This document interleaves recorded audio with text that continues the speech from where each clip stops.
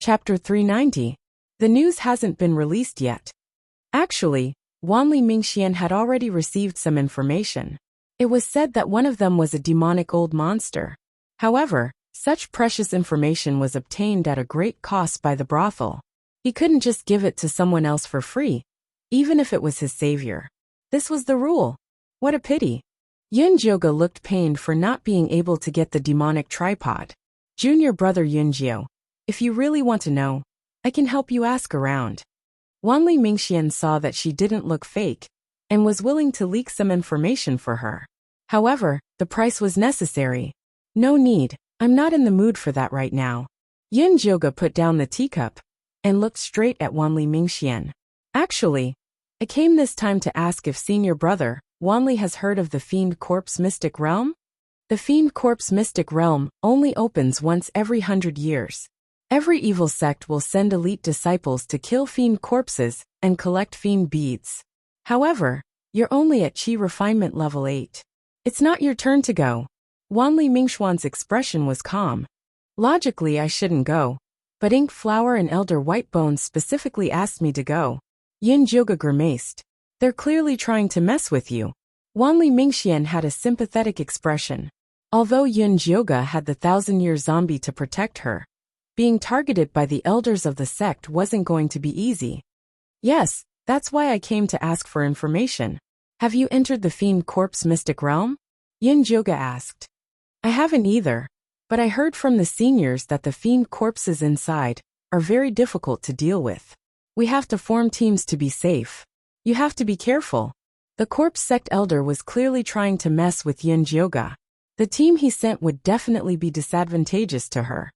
If I enter the mystic realm, can we meet? Yunjioga wanted to find help. The mystic realm is very big.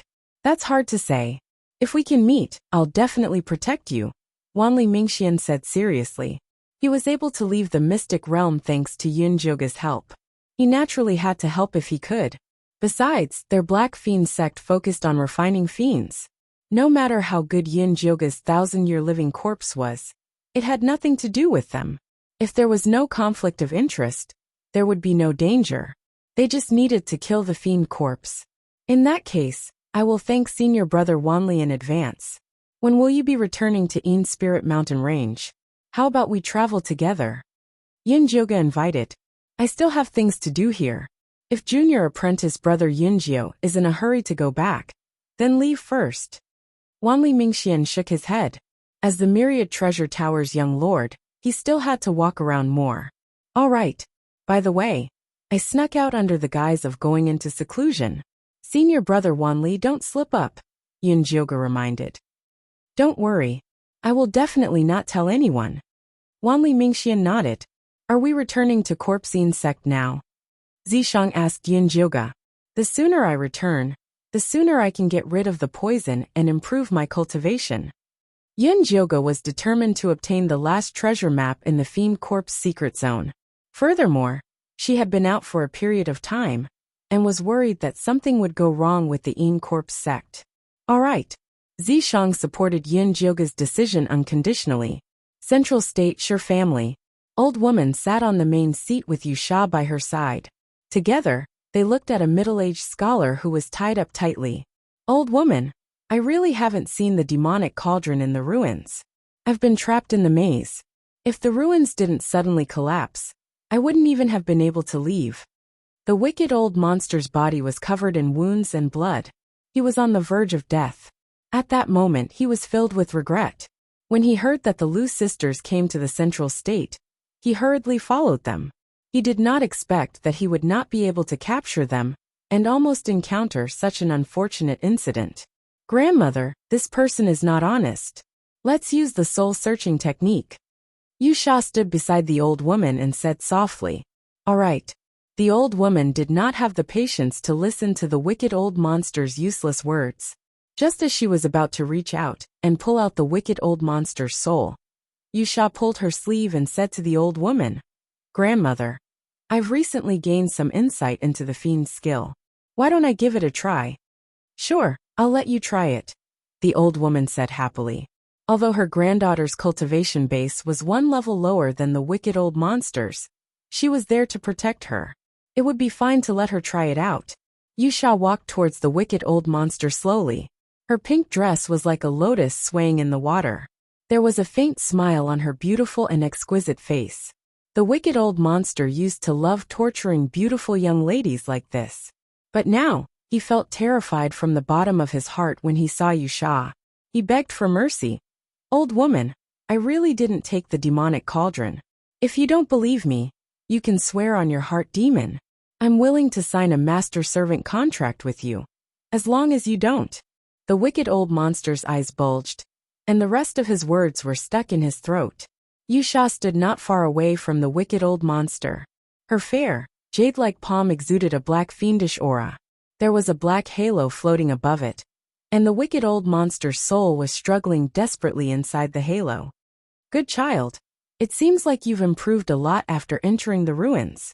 The old woman was pleasantly surprised. Telekinesis required extremely precise control. Even she couldn't control it easily. Yusha didn't reply to her grandmother. Instead, she pinched the wicked old monster's soul and searched for the information she wanted. In the end, she really did see the scene of Yin Jyoga appearing. How did a goddess turn into a man? Yusha slowly opened her eyes and revealed a smile. Coincidentally, her body was a woman's. It was a perfect match. "How is it? Any news about the demonic cauldron?" the old woman asked. "No, he's been trapped in the maze."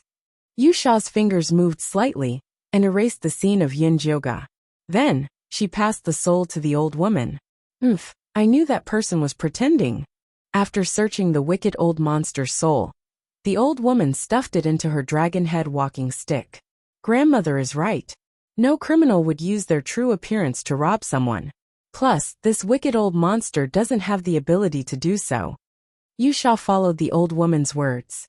Naturally, she knew that the demonic cauldron had left with its master. "Whatever, let's put the demonic cauldron aside first. The most important thing for you right now is to focus on the fiend corpse secret area. Our Sher family only got 2 tokens this time.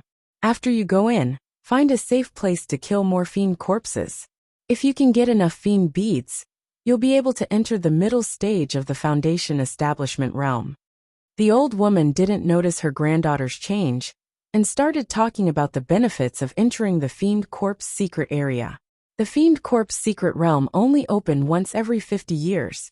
It was extremely difficult to get a few entry tokens from the major demonic sects, but the benefits were great, especially for a clan like the Sher family that cultivated in fiendish chi. Back then, she had successfully formed her core after coming out of the fiend corpse secret area.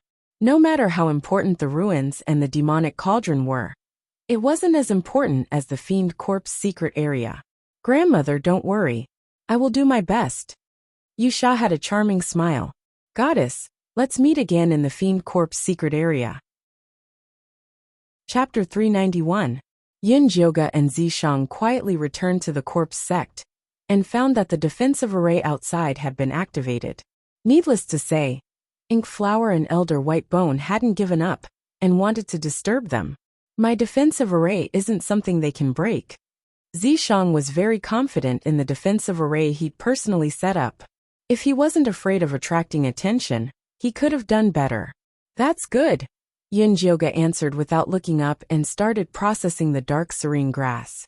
She had to quickly make the antidote to increase her cultivation, so she could get the last treasure map in the fiend corpse secret realm. "Give me the soul-shocking grass." Zishang saw that Yin Jyoga was so busy and was ready to help. Yin Jyoga flipped her right hand and took out the small flower pot. Lu Tianer's soul-shocking grass had been grown in the demonic cauldron for a while with spirit stones. It was already 100 years old. The figure that appeared from the seed not only had a complete body, but its facial features were also clear. Its hands were placed by its cheeks. Its eyes were empty, and its cheeks were sunken in. Its mouth was wide open, as if it was screaming. "Drip a drop of blood, and you can take out the soul seed."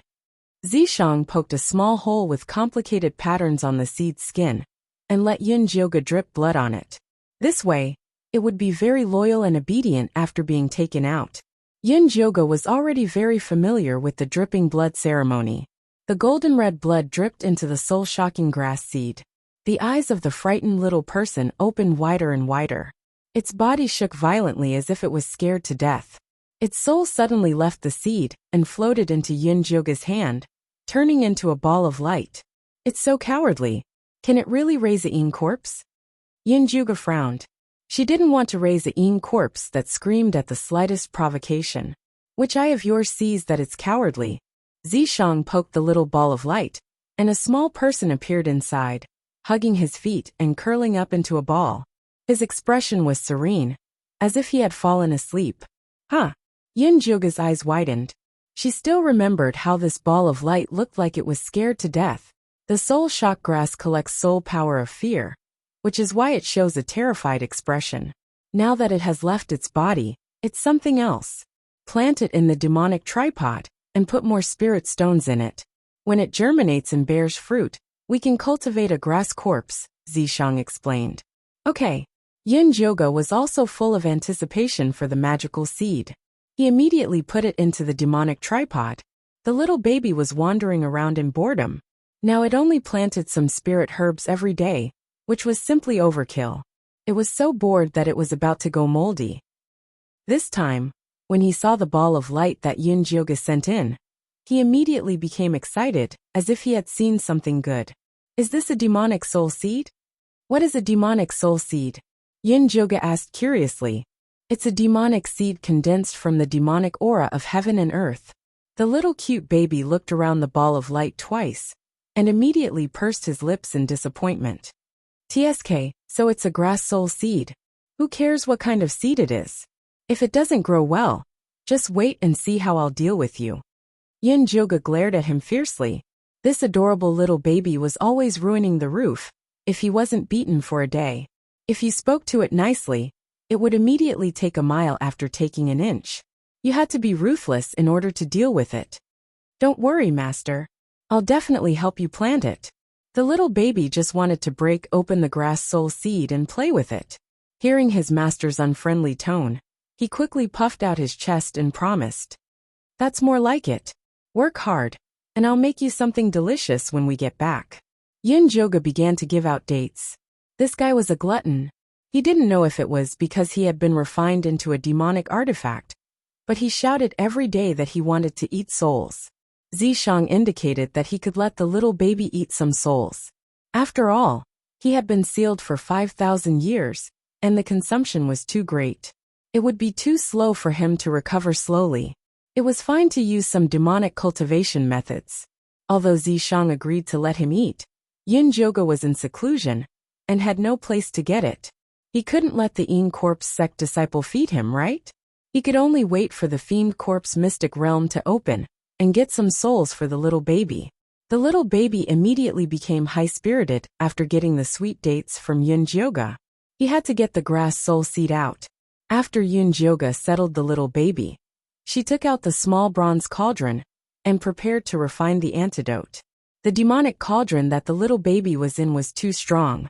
Yin-Joga couldn't use it at all with her cultivation.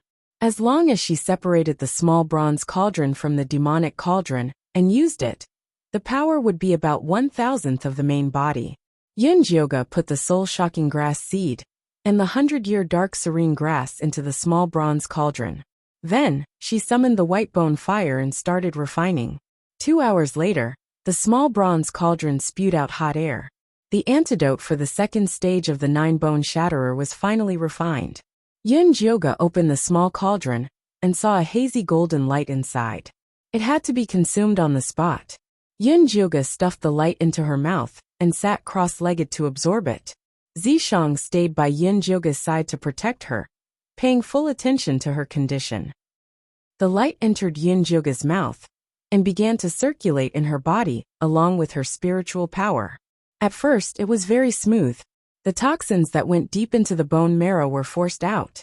They followed the light to Yin-Joga's dantian and directly entered the base. Suddenly, with a boom, a sharp pain exploded in Yin-Joga's abdomen. Yin-Joga screamed in pain and fell to the ground, clutching her abdomen. Her face was as pale as a corpse. Joga! Zishang's handsome face changed. He hurriedly lifted her clothes to take a closer look. He saw that Yin Joga's abdomen was heaving up and down. The 8 poisonous lights and the golden light were clashing, using her dantian as a battlefield. The fiercest one was a scarlet poisonous light. 9-bone shatterer was broken and reconstructed. Pain was inevitable. It hurts. Yin Joga moaned in pain. Cold sweat drenched her entire back. Even breathing was difficult. She wished she could kill herself. Zishang's heart twitched. He gently caressed Yin Joga's head and comforted her softly. Don't be afraid. It won't hurt very long. With that said, he took off their clothes and hugged her from behind. Yin Joga felt the familiar swelling pain. She could not help but roar in her heart. What the hell was this? Dual cultivation. Zishang's heart was as calm as still water. He hugged Yin Joga and silently chanted a cultivation method. A purple demonic energy entered Yin Joga's body. The scarlet poisonous light that was fighting with the golden light in her dantian was like a shark that smelled blood when it smelled the demonic energy. It rushed out of the battlefield and chased after Zishang's demonic energy into his body. The detoxifying golden light also rushed out. Without any opponents, the other 7 kinds of poisonous lights also gradually stopped. Yin Joga did not know that Zishang had drawn the poison away. When she realized that her dantian had calmed down, she sped up the circulation of her spiritual power to expel the poison. Zishang allowed the golden and scarlet lights to wreak havoc in her body. Instead, he continued to pour spiritual power into Yin Joga's body to help her circulate the qi circulation to expel the poison. Chapter 392. Cold sweat seeped from Zishang's forehead due to the pain, but he didn't care at all. His pale purple eyes stared at Yin Joga with concern. Yin Joga focused all her attention on expelling the poison. After 3 cycles, she finally expelled all the poison from the 2nd stage of the 9 shattered bones. I've advanced again. Yin Joga opened her eyes to find that she had advanced to the 9th stage of qi refinement. Then consolidated a little more. Zishang responded calmly and began to put on his clothes. His movements were steady, and there was nothing strange. Okay. Yin Joga also felt that the spiritual power that had just advanced was a little chaotic, so she closed her eyes to meditate again to consolidate her cultivation. Zishang took the opportunity to focus on eliminating the red poison light in his body. Because he was afraid that Yin Joga would find out, he was completely hurting himself. His violent actions worsened his internal injuries. When Yin Joga opened her eyes again, Zishang had already eliminated the red poison light. Yin Joga was so happy that she wrapped her arms around Zishang's neck and kissed him hard on the lips as a reward. Zishang smiled and kissed her back. As long as Yin Joga was fine, nothing else mattered. After Yin Joga's excitement, she remembered that Zishang had suddenly dual cultivated with her. Zishang was a very reliable demon. If detoxification required dual cultivation, he would have done it in advance. He definitely wouldn't have waited for her to be in so much pain. There had to be a reason. Helping me detoxify won't hurt you, right? Yin Joga looked Zishang up and down. Do I look like I'm injured? Zishang raised his long eyebrows, a devilish smile on his handsome face. He was still as cool and domineering as before, so no one could tell that he was actually injured. Then why did you suddenly dual cultivate with me? Yin Joga still didn't believe it. The 9 shattered bones is about breaking and building. You have to experience extreme pain to train your divine sense. But I don't think you can take it, so I can only use spiritual power to help you get through it. But your divine sense training will be a little weaker in the future. Zishang said half-truthfully. Without going through that kind of pain, her divine sense would naturally be a little weaker. He wasn't lying about that. As for guiding the poison into her body, it would devour her cultivation and damage her meridians. There was no need to tell her. So be it. Yin Joga couldn't help but shudder when she thought of that pain. She absolutely did not want to experience that a second time. I'll help you with dual cultivation next time. Now that you have the demonic tripod, you can slowly train your divine consciousness. Zishang's peerlessly handsome face was suffused with a gentle light as he looked at Yin Joga with a doting and gentle gaze. Every time he detoxified the 9-bone shatterer, he felt like he had died once. Moreover, the more he detoxified, the more tragic it became. If it was anyone else, Zishang would definitely treat them coldly. After all, if one wanted to reap benefits, then they had to suffer. But if it was Yun Jioga, he couldn't bear to do it. He had experienced it before, and he didn't want Yun Jioga to experience it again. Alright. Yun Jioga was naturally happy that he did not have to suffer anymore. However, she was still a little worried that Zishang would be affected. This 9-layer bone shatterer poison was definitely no joke. Give me your hand. Yun Jioga wanted to check Zishang's pulse to see if he was really not affected as he said. I'm really fine. If you have the time, why don't you quickly find out who went to the Fiend Corp's secret realm? You don't have to worry about your safety with me by your side, but it's rare to enter a secret realm like this. You have to train well. Also, CUS should have some clues about the treasure map. You have to hold on to that. After all, you saved her life before. Also, you can start preparing the ingredients for the third antidote. Zishang slowly analyzed all sorts of problems with Yun Jioga. Yun Jioga nodded as she listened. She had already gotten rid of the second poison. It would not be a problem for her to reach perfected chi refinement in 3 months. Other than investigating the Fiend Corp's secret realm and the treasure map, she also had to start cultivating the antidote for the third poison. The other ingredients were fine, but there was a spirit herb called Bloody Fiend Bead. It was said that it only grew in places with heavy fiendish energy. She had to look for it properly in the Fiend Corp's secret realm. There were too many things to do. Yun Jioga became distracted as she thought about it. She immediately forgot to check Zishang's pulse. This had to do with Zishang's disguise. He had plenty of ways to not let Yun Jioga know. The more Yun Jioga thought about it, the more restless she became. She immediately went to find little Fatty. Senior apprentice brother Yun Jio, you advanced again. Little Fatty looked at the newly minted chi refinement level 9 Yun Jioga, with his eyes wide open.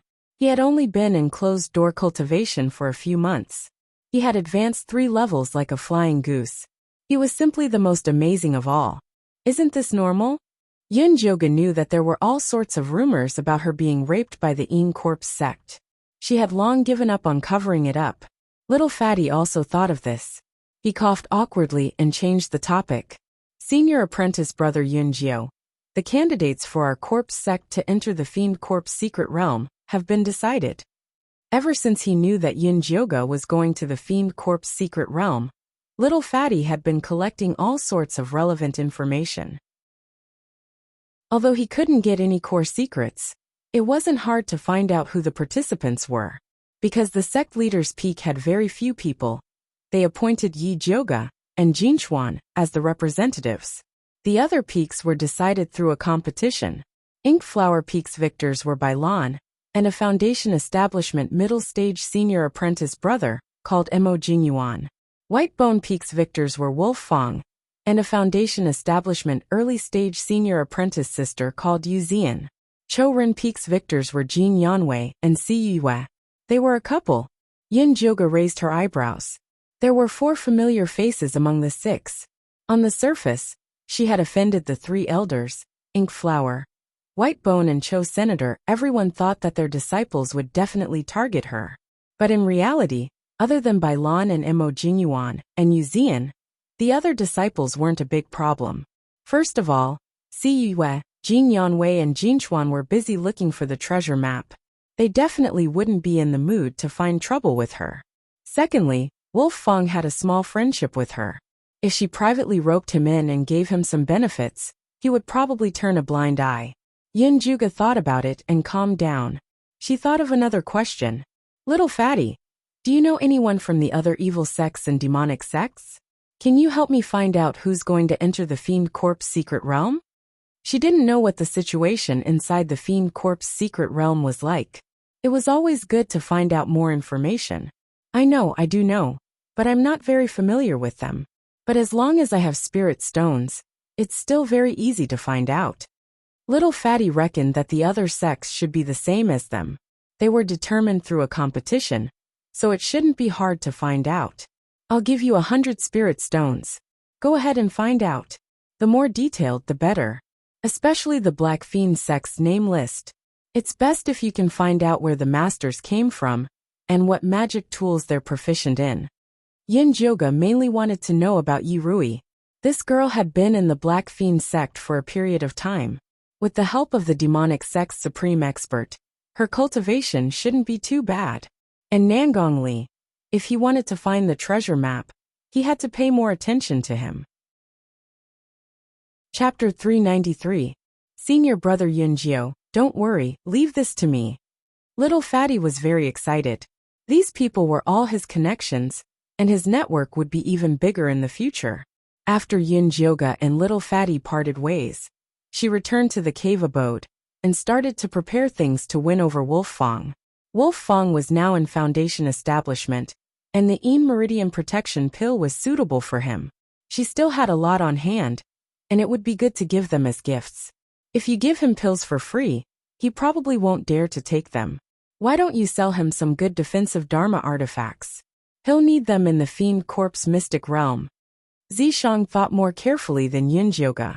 If Elder White Bones really ordered Wolf Fong to do something, Yunjioga's gifts would be useless. She might as well do some business at a low price. She wouldn't lose out, and it would be easier to build a relationship. You're right. Yunjioga thought about it and agreed. If Wolf Fong misunderstood and wanted him to deal with Elder White Bones, it would be troublesome. However, she could prepare for two things when giving gifts. He wouldn't accept the Dharma artifacts after giving pills first. She had collected a lot of things on her way to Central Continent. Now was the time to sort them out. After Yunjioga sorted them out, she had a total of 10,000 spirit stones, talismans and pills. There were 12 types of defensive artifacts, all of which were common goods that could be used in the workshop. There were 8 offensive Dharma artifacts. The 3 most valuable ones were obtained from mid-stage Foundation establishment cultivators. There was a small black iron hook, a green ghost ruler, and the fat old man's bamboo cane. Although the iron hook and the green ghost ruler were rare high-level Dharma artifacts, Yunjioga couldn't sell them for fear that someone would find out about her. However, when the fat old man took out the bamboo cane, treasure-seeking scorpion crawled out of Yunjioga's new high-level spirit beast bag. Master, there's a treasure. Treasure-seeking scorpion didn't perform well at the ruins. Recently, it wanted to perform well. Now that it smelled the spiritual light, it immediately crawled out. Which one is the treasure? Yunjioga immediately took out all the treasures in the storage bag. Treasure-seeking scorpion circled around it twice, and finally stopped beside the bamboo cane. It said hesitantly, "This thing has a very powerful spiritual light." It was preparing to advance recently, and its spiritual sense was stronger than before. That was why it could faintly sense the spiritual light from the bamboo cane. But it didn't know what treasure it was. Spiritual light? Yunjioga carefully looked at the bamboo staff. It was only 3 feet long, and had a dark green surface. There was nothing special about it. It wasn't even as eye-catching as the 3 leaves that served as weapons.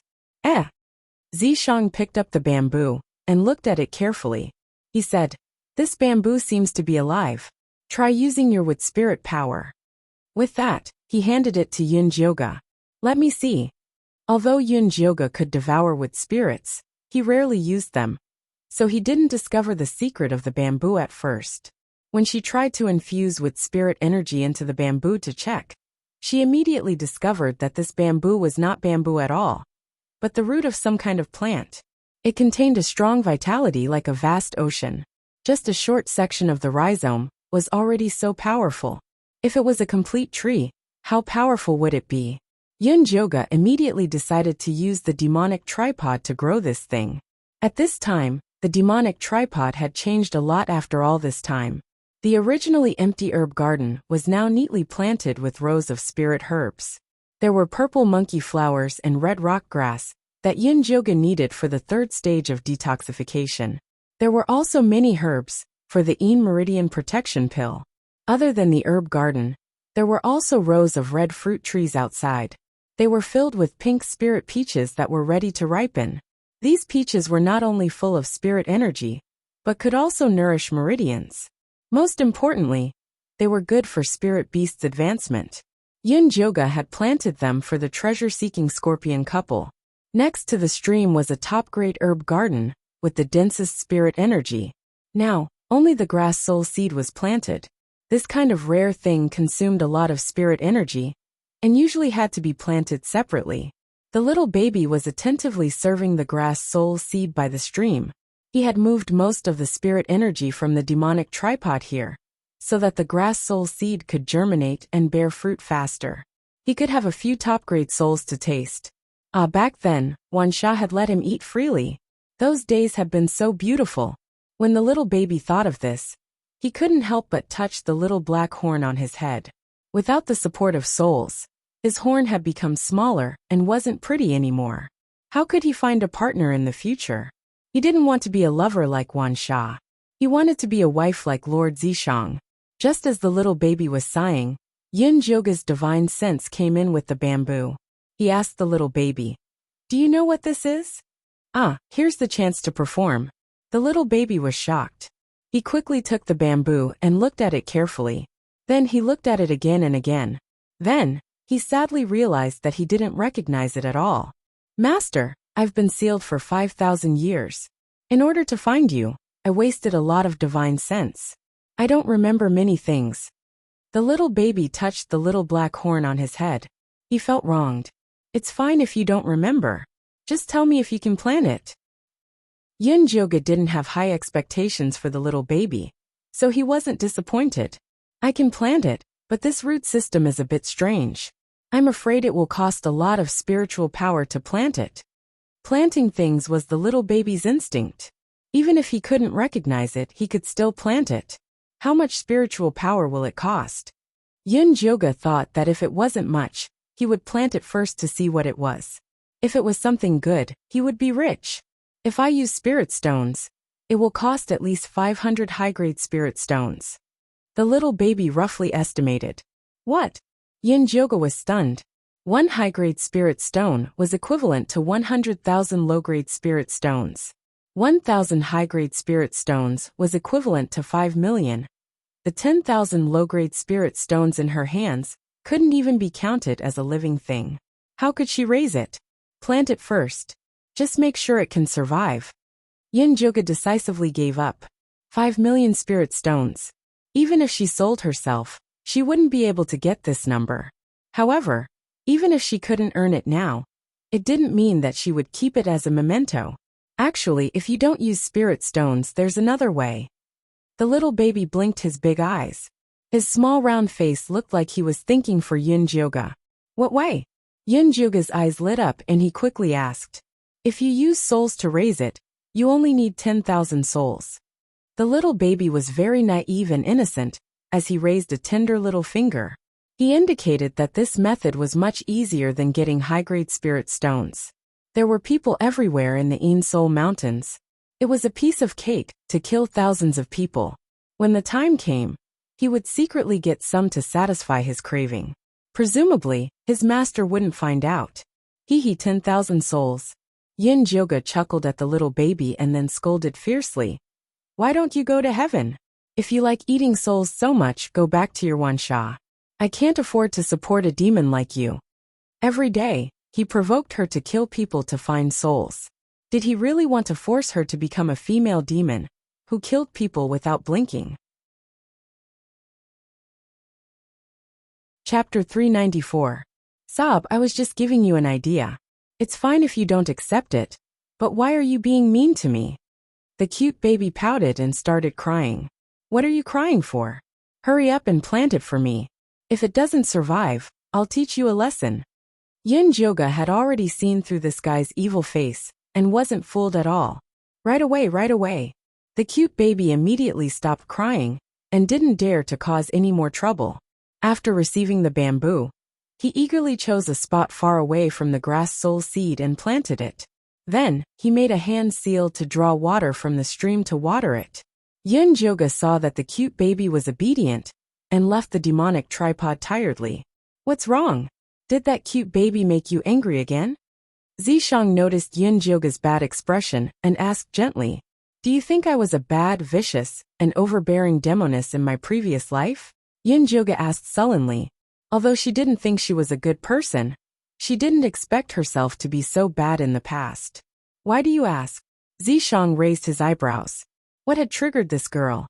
Otherwise, why would I make such a demonic tripod that eats souls at every turn? 10,000 at once. The cute baby's matter-of-fact look proved that he really had eaten a lot in the past. Although the Een Spirit Mountain was the base camp of the evil and demonic sects, the big sects all had their own cultivation methods. Whether it was Een Chi evil Chi, ghost Chi, essence Chi, or soul Chi to cultivate, they all had their own authentic sources. No one would kill people to cultivate. If evil disciples killed people like flies, the ordinary people of the Een Spirit Mountain would have died long ago. How could they recruit disciples to expand their sect? Those who relied on killing to cultivate were either small sects or scattered evil cultivators. Not to mention the righteous sects. Even the evil sects and demonic sects would not hesitate to do the same to the evil sects, let alone the righteous sections. The cute baby is just greedy. I'll teach it slowly in the future, Zishang said indifferently. To him, it didn't matter how bad the cute baby was as long as it was useful to Yun Jioga. Yun Jioga realized that he had found the wrong person. Zishang was also a bad person. He wouldn't care about the cute baby's gluttony. However, Zishang was right. The little adorable baby was just a glutton. His demonic nature was not very strong. At least once he roared, he would be well behaved. Actually, the soul was something that consumed the soul energy within it. She remembered that there was a type of pill that was used to nourish the soul.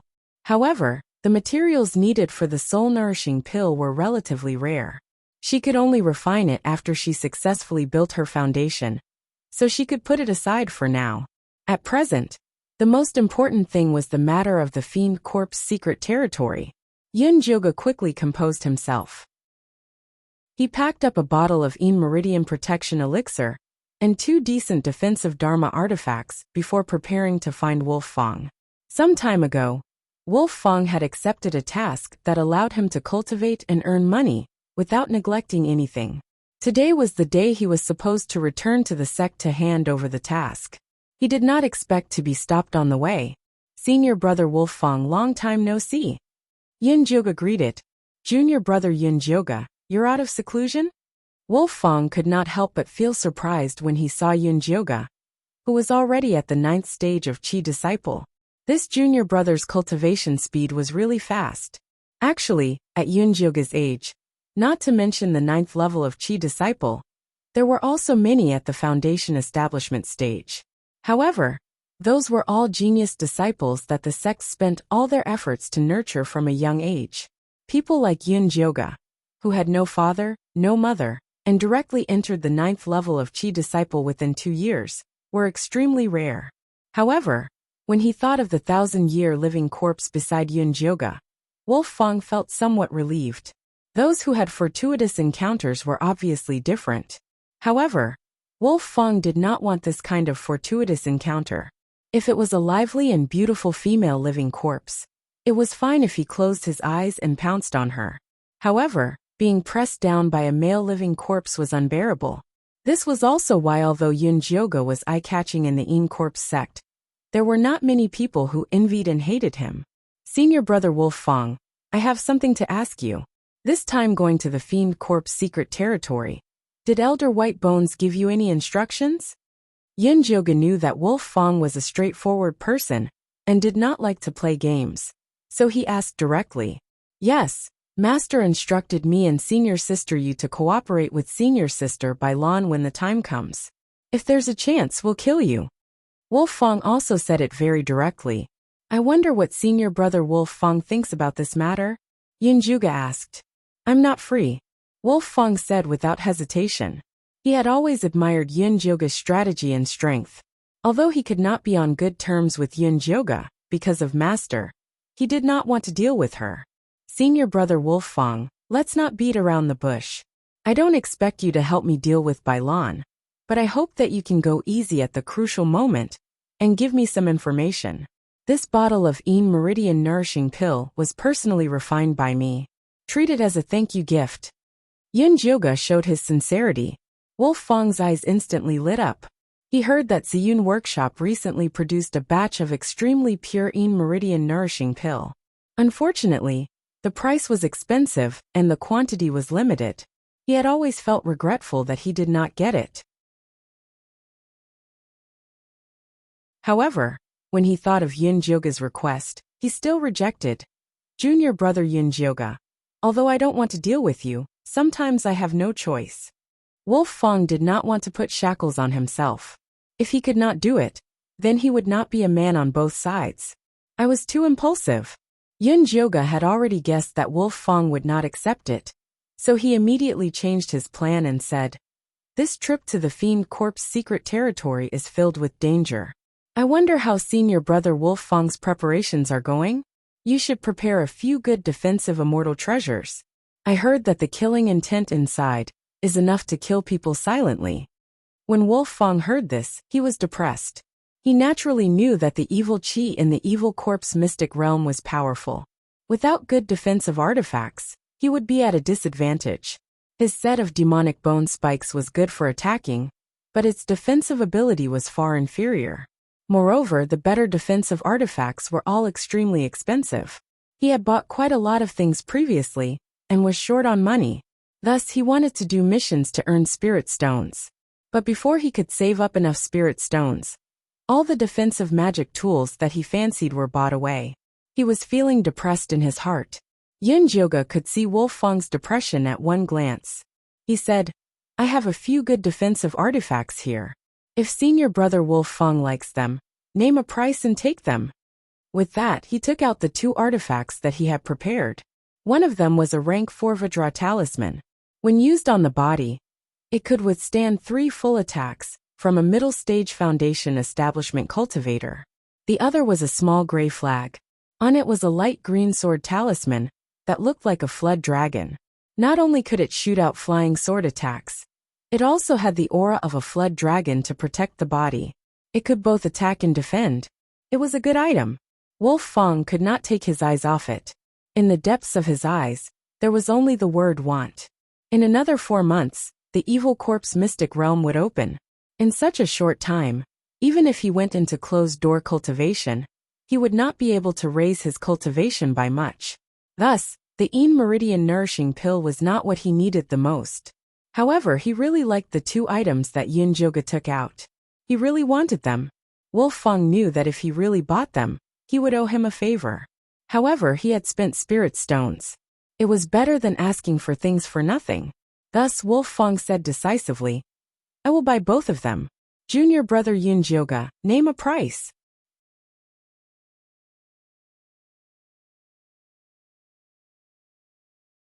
Chapter 395. I got these cheaply. Senior brother Wolf Fong, do as you see fit. Yunjioga said. She had Zishang's demonic power restriction on her, which was much better than this defensive magic artifact. Furthermore, she still had the demonic cauldron. Although it wasn't of much use now, it could still be used to block at a critical moment. These 2 defensive Dharma artifacts are both high grade. If I were to sell them in the shop, they would be sold for at least 700 spirit stones each. I only have 1,200 spirit stones now. Can I use my contribution points to exchange for the rest? Wolf Fong's slightly tanned face was a little red. He had gotten a great bargain this time. Such a good defensive magic artifact couldn't be bought with money. Alright, no problem. Yunjioga wasn't here to earn money. However, she was still a little emotional. Senior brother Wolf Fong was already a foundation establishment cultivator. Why was he still so poor that he couldn't even gather spirit stones? Yunjioga misunderstood Wolf Fong. For cultivators who were still using spirit jades to exchange, Wolf Fong's 1,000 spirit stones were already very rich. However, cultivation costs were high. Wolf Fong, who only focused on cultivation to increase his martial strength, had no other income other than doing hard work. Naturally, his days would be hard. Wolf Fong didn't know what Yunjioga was thinking. He took out spirit stones and happily exchanged the 2 magic artifacts. Then he said excitedly, "When I enter the Fiend Corpse mystic realm, I'll have money after killing more fiend corpses." Although the Fiend Corpse mystic realm had risks, the benefits were very obvious. This was because killing fiend corpses would give a type of baleful bead that was not inferior to spirit stones. It could be used for cultivation or sold to others. Of course, the sect wouldn't send disciples in for free. Every disciple had to give a certain number of baleful beads to the sect when they came out of the mystic realm. If they couldn't complete the mission, not only would they be heavily punished by the sect, the mountain they were at would also have to compensate the sect for their losses. Elder Whitebones was a very practical person. Between revenge and benefits, benefits were more important. Alright, then I wish Senior Brother Wolf Fong success and wealth rolling in. Oh right, are you familiar with Senior Sister Yuzian? Yun Jioga had never seen this Yuzian before, and didn't know what was going on. You don't have to worry about Senior Sister Yu. Unless Bai Long can take out huge benefits, she won't bother. Wolf Fong was in a good mood after buying the magic artifact, so he gave a lot of information. For example, Yuzian was a money grubber, and Mo Jingyuan was gay. Thank you, Senior Brother Wolf Fong. When Yun Jioga heard what Wolf Fong said, he felt confident. It's just a small matter. It's getting late, so I'll be taking my leave first. Wolf Fong was in a hurry to hand in his mission. He cupped his fists at Yun Jioga and left. Yun Jioga had also returned to his cave abode, and happened to bump into Little Fatty, who had come to deliver the name list. The 5 devil sects were the Black Fiend sect, the Thousand Ghost sect, the Joyous Union sect, the Ing Corpse sect, and the Soul Devourer sect. Each of them sent 8 people, and they were all elite disciples at the Foundation establishment stage. However, what surprised Yun Jioga was that there was no Wanli Mingxian or Yi Rui in the Black Fiend sect. It was normal for Yi Rui not to go, but Wanli Mingxuan's previous attitude was that he was determined to win. So how could he not go? Yun Jioga sent a message to Wanli Mingxian, but he received an apologetic reply. He said that something had happened at home, so he had given up his spot to someone else. He didn't say what exactly happened, and Yun Jioga didn't ask. Other than the 5 demonic sects and evil sects, there were also a few small sects and aristocratic families. Among them, the word Zhengzhou caught her eye. Yusha, this name sounds familiar. Have you seen her before? Yun Jioga turned and asked Zishang. Zishang's memory was much better than Yun Jioga's. He recalled the people he'd seen in the ruins, and had an answer. There's a Foundation establishment girl standing next to Old Lady Sure. I think she's called Yusha. If people from Zhengzhou are also going to the Fiend Corp's secret realm, then I'll have to consider using the demonic tripod, in case the news gets leaked. Yun Jioga felt that it was better to be cautious. That's okay. I heard that the last treasure map is indeed in the Fiend Corp's secret realm. If we want to get it, we have to collect bloody murderous beads. Zishang hadn't been idle during this time. He made a few puppets, and placed them on enemy peak to eavesdrop. As expected, he heard an important piece of information. Wait, aren't bloody murderous beads medicinal materials? What does it have to do with the treasure map? Yun Jioga remembered that the 3rd antidote for the 9-bone shatterer required this bloody murderous bead. The last treasure map is hidden in a place that requires bloody murderous beads to find. But I don't know the specifics. Zishang shook his head. Cho Sun had told Jin Yanwei through a secret technique. If they wanted to know, they had to search his soul. Then how do we get the bloody murderous beads? Yun Jioga was more concerned about this. Kill. Kill until the flying corpses appear. Zishang's voice was filled with murderous intent. The ranks in the Fiend Corp's secret realm were clear. From high to low, they were flying corpses, golden corpses, silver corpses, bronze corpses, and iron corpses. As long as they went on a killing spree, they would attract flying corpses. Flying corpses were equivalent to golden core cultivators. They were much stronger than human golden core cultivators, comparable to mid-stage golden core cultivators. Bloody murderous beads were equivalent to their golden core cultivators. It wouldn't be easy to get them. So powerful. Can you deal with them? Yun Jioga was a bit worried. A mid-stage golden core flying corpse was terrifying. It's a bit difficult. I might need your demonic tripod. Only Foundation establishment cultivators were allowed to enter the Fiend Corp's secret realm. After Zishang entered, his cultivation would be suppressed. He could only use early-stage golden core power. He would need external items to kill flying corpses. It's fine. Cho Sun is determined to get this treasure map. He should have a way. We'll just follow behind him, and pick up the loot. Yun Jioga had Zishang, but she knew too little about the Fiend Corp's secret realm. She wasn't prepared enough either. She had to think of another way. There are too many variables. You have to rely on yourself. Don't worry. I'll definitely help you get the bloody murderous bead. Zishang was determined to get the bloody murderous bead. Yun Jioga knew that Zishang was helping her detoxify the poison. She couldn't help but feel depressed about her broken body. There are still 4 months. Hurry up and cultivate. Zishang carried Yun Jioga and threw her on the bed. Then he started cultivating. In the following days, Yun Jioga and Zishang spent most of their time on the bed. They did all kinds of positions. Finally, they reached Qi refinement stage 12. Still a bit lacking. Yun Jioga felt it was a pity that she couldn't enter foundation establishment in one go. Looks like you didn't sleep enough. Zishang patted Yun Jioga's head. He decided that after they left the Fiend Corp's secret realm, he would definitely go into seclusion and sleep until she reached foundation establishment. Yun Jioga agreed. Just then, Jin Chuan's cold voice came from outside the cave. Junior brother Yun Jio, the sect leader has gathered us in the main hall. We're going to the Fiend Corpse Valley. I almost forgot. Today is the day we leave. He was so focused on cultivating that he forgot about such an important matter. It's not too late to go now. Zishang still remembered. You won't be invisible this time, right? Yun Jioga asked. The 3 elders were all in the main hall. Invisibility was useless to them. They might think that he was provoking them. Yes. Although Zishang was no longer invisible, there was a layer of yin qi on his face. He looked very gloomy. Yun Jioga was very satisfied with Zishang's current appearance. Beauty was good for him to see. Why was there a need to show off to others?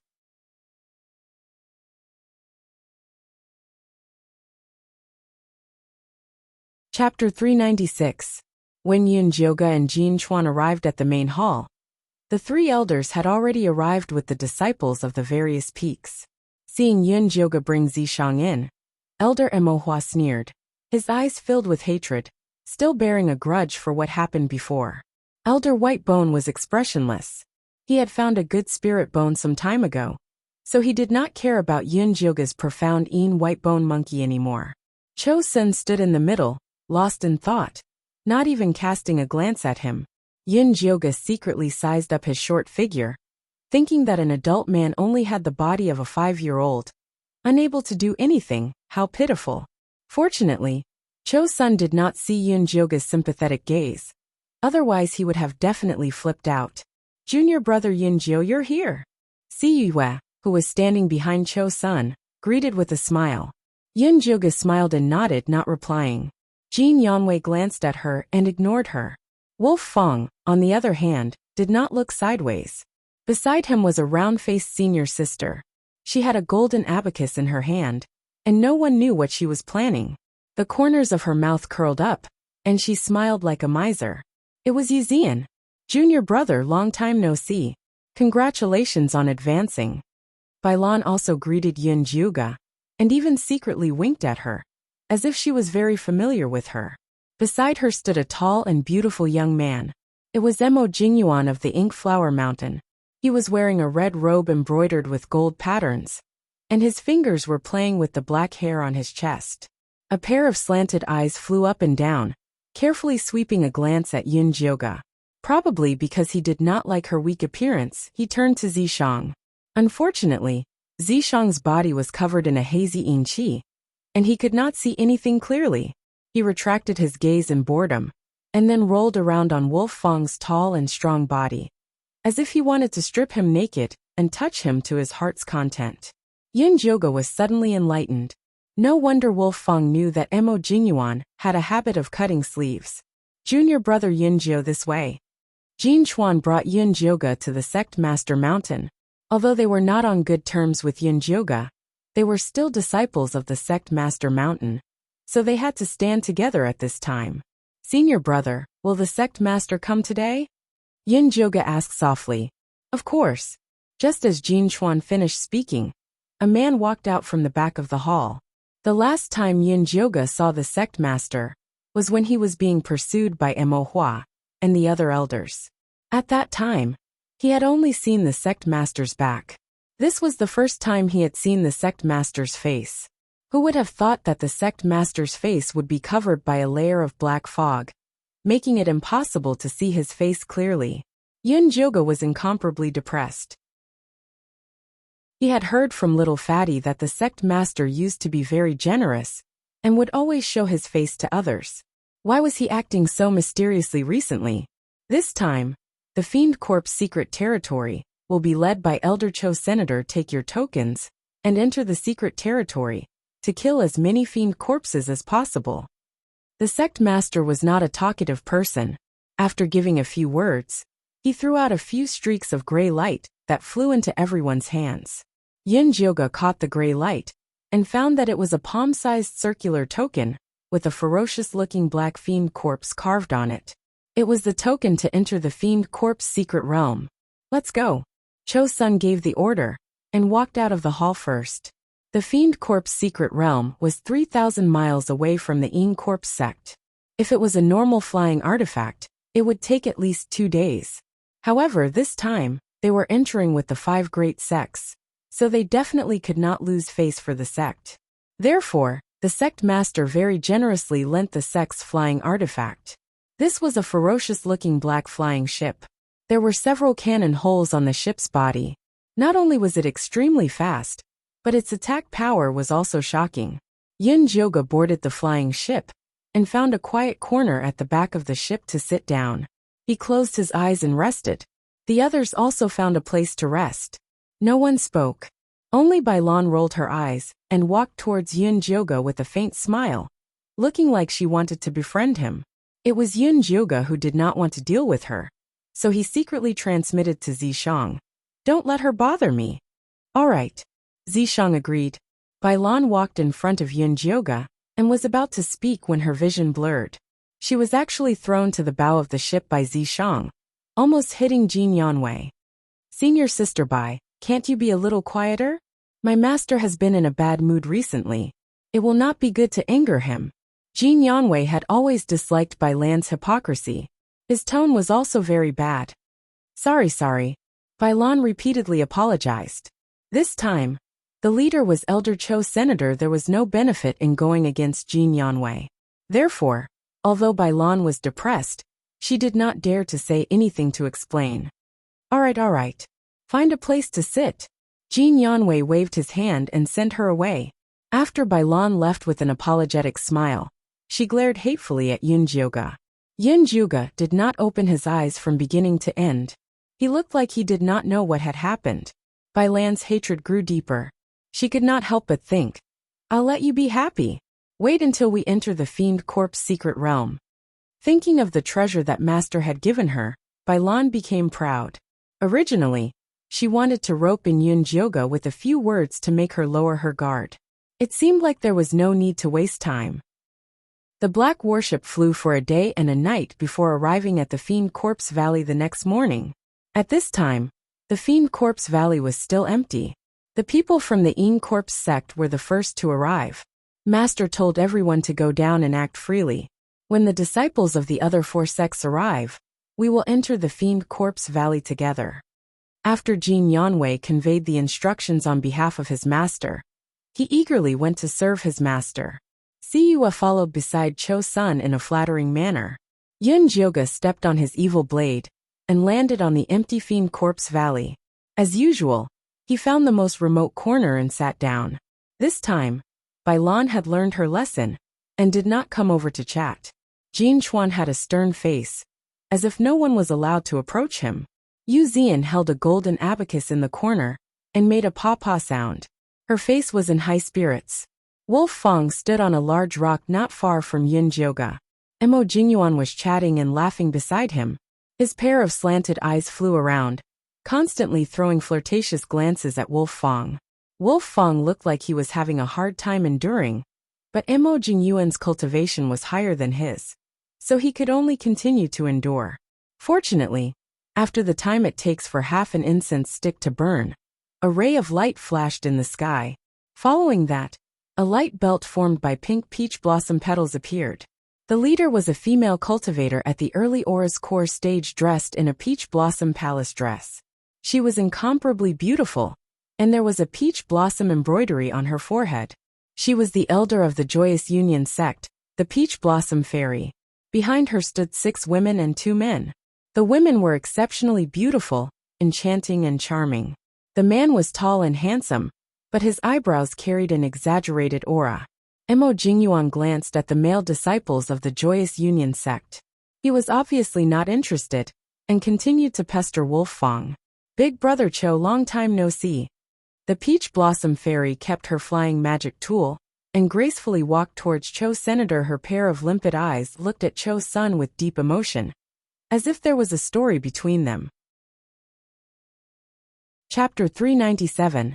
Cho's son looked up at the Peach Blossom Fairy and replied, "Long time no see. Brother Cho, after so many years you are still so cold. Do you really not understand my feelings?" The Peach Blossom Fairy was sad. Her pitiful look could make any normal man feel guilty and heartbroken. They would want to pull her into their arms and comfort her. Unfortunately, Cho's son was not a normal man. His face darkened and he directly said, "I don't understand, and I don't want to understand." After that, he closed his eyes and rested. The Peach Blossom Fairy looked very sad, but she did not dare to disturb Cho's son, so she left with grievance. The elders of the two sects were at loggerheads, and the disciples did not dare to communicate with each other. Bailan originally wanted to strike up a conversation with the two male disciples, but seeing Elder Cho Sen's attitude, she immediately dispelled the idea. The entire Fiend Corpse Valley was filled with an awkward atmosphere. Fortunately, the Soul Devourer sect's people also arrived at the Fiend Corpse Valley on a white bone flying ship. The leading Golden Core Elder was 7 feet tall, and had a dignified appearance. He held a skull in his hand, and when he saw Cho's son and the Peach Blossom Fairy, he laughed and said, "You two came so early. Did you make an appointment beforehand?" Big Brother Zhou Hua really likes to joke. The Peach Blossom Fairy glared at Zhou Hua and said sadly, "I wanted to ask Brother Cho out, but he ignored me." "Cho's son, it's not that I want to criticize you, but the curse on your body can be solved as long as you dual cultivate with the Peach Blossom girl. Why are you unwilling?" Zhou Hua shook his head and sighed. It seemed that he was quite familiar with Cho Sr. Shut up. Cho's son glared at Zhou Hua, then closed his eyes and went back to meditating. It was obvious that he didn't want to talk to him. "TSK, what a bad temper." Zhou Hua seemed to be familiar with Cho Sen's temper. He shook his head and didn't say anything more. He just chatted with the Peach Blossom Fairy about other things. The Soul Devouring sect's disciples were also made up of 5 men and 5 women. Although they were not as outstanding as the Joyous Union sect's disciples, they were all good with words, and could call anyone their brother. Bailan and the Soul Devouring sect disciples chatted enthusiastically, and the Joyful Union sect disciples could not bear the loneliness and quickly joined in. The atmosphere finally became lively. No one knew what they were talking about, but from time to time, someone would sneak a few glances at Yun Jioga. After all, Yun Jioga was the only Qi refinement disciple here. Even if he had perfected Qi refinement, there was still a huge gap between him and the foundation establishment stage. Yun Jioga, on the other hand, was calm and let them size him up. Not long after, the disciples of the Wangui sect also came over on a broken ghost ship. The leading Jindan stage elder was wearing a black robe and looked gloomy. After getting off the boat, he nodded at Zhou Hua and Peach Blossom Fairy, and then disappeared. Where did he go? Yun Jioga could not help but send a voice transmission to Zishang. "He went into the shadows," Zishang replied lazily. The Wangui sect cultivated ghost energy, and hated sunlight the most. The other disciples also hid in the shadows. 4 of the 5 great sects had already come, leaving only the Black Fiend sect. After a while, there was a sudden commotion in the surroundings. Many disciples looked at the sky and exclaimed in surprise. Yun Jioga also looked up and saw a long black shadow swimming over from the blue sky that seemed to have been washed by water. When it got closer, she realized that it was actually a black flood dragon that was more than 200 feet long that was cooked with evil energy. The scales on the flood dragon's body were vivid and lifelike. Its 2 lantern-like red eyes shone with a ferocious light. Its huge body covered the sun in the sky, casting a dark shadow that made everyone feel suffocated. The flood dragon slowly landed on the empty ground next to them, and many people came down one after another. Other than the elders and disciples of the Black Fiend sect, there were also many elite disciples from other small sects and small aristocratic families. Yunjoga did not see Yurui and Wanli Mingxian in the Black Fiend sect. She retracted her gaze in disappointment. She knew that they would not come, but she still had some hope in her heart. Now it was completely shattered. At this moment, Zishang secretly sent a voice transmission to her. The woman in pink under the tree on the left is Yusha. Yunjoga looked in the direction that Zishang pointed and saw a pink-clothed girl with a spirit snake bun under a locust tree. She saw that the girl had white teeth and red lips. Her facial features were exquisite, and there was a black mole on her left cheek. Probably feeling Yunjoga's gaze, she suddenly turned and smiled at Yunjoga. The two little dimples on her face were even more charming, and her eyes were like autumn water. Slowly, they were filled with curiosity towards Yunjoga. Yunjoga silently moved her gaze away, determined to stay away from her. Zishang, on the other hand, narrowed his eyes and looked at Yusha up and down a few times, but he did not say anything to Yunjoga. At this point, the 5 devil sects had gathered in the Fiend Corpse Valley. The golden core cultivators of each sect gathered together to discuss the steps to open the Fiend Corpse secret realm. The yang energy is the strongest now, let's open it now. Cho-sun was very anxious. He did not want to wait another 15 minutes. Then let's open it. Peach Blossom Fairy immediately agreed. Zhou Hua had no objections, and the other elders did not say anything more. Cho-sun led the other 4 golden core cultivators to the cave entrance of the Fiend Corpse Valley. Then, he took out a black iron piece that was half a meter tall from his storage pouch and placed it on the ground. The other elders also took out the same iron piece and put it together. In the end, they pieced together the shape of a black fiend corpse. It was extremely similar to the token that Yunjoga had obtained. The 5 elders simultaneously injected spirit energy into the iron piece. The fiend corpse immediately exploded with a dazzling light. Then it slowly stood up from the ground. Its hands pulled left and right in the air, making a tearing motion. Suddenly, a small black dot appeared in the air. Then it quickly expanded into a door. The door was blurry, and no one could see what was inside. Disciples, hurry up and enter the valley. Zhou Hua shouted. The disciples of the 5 sects had already lined up. When they heard this, they immediately stepped onto their flying artifacts and flew neatly into the tunnel. The first to enter was Joyous Union sect, followed by Fiend Corpse sect. Yunjoga was the first to step on his evil blade and fly in. Then, Bailan and the others flew in one after another. After Siyue entered, Peach Blossom Fairy prepared to close the cave entrance and interact with Cho Senator. However, she did not expect Cho-sun to suddenly transform into a black light and rush into the Fiend Corpse secret realm. Big Brother Cho? Peach Blossom Fairy almost flew in as well, but Zhou Hua stopped her. You didn't suppress your cultivation. Do you want to be torn apart by the space? But Brother Cho. Peach Blossom Fairy was so anxious that she was about to cry. Cho-sun never does things that he is not confident in. You don't have to worry about him. Although Zhou Hua said this, he felt very strange. There was nothing special in this Fiend Corpse secret realm other than the Fiend Pearl. It was indeed unbelievable that Cho-sun was willing to suppress his cultivation to enter. At this time, Yunjoga had just entered the Fiend Corpse secret realm. He was holding his evil blade and looking around, afraid that the fiend corpses would suddenly attack. Wolf Fang, Bailan and the others who followed him in were also of the same realm. When everyone was present, Yunjoga was about to say something when he saw a small figure fly in from the cave entrance. When it landed, it actually turned into Cho Senator. The disciples were all shocked. Bailan couldn't help but exclaim, Elder Cho-sun, why are you here?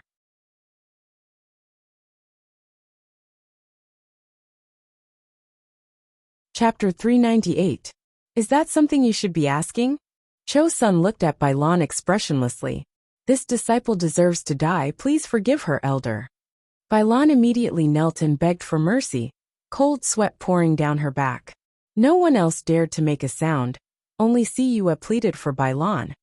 Elder, senior apprentice sister Bai did not do it on purpose, please spare her this time. Cho-sun snorted coldly. then turned to look to the east, lost in thought. Siyue hurriedly motioned for Bailan to get up.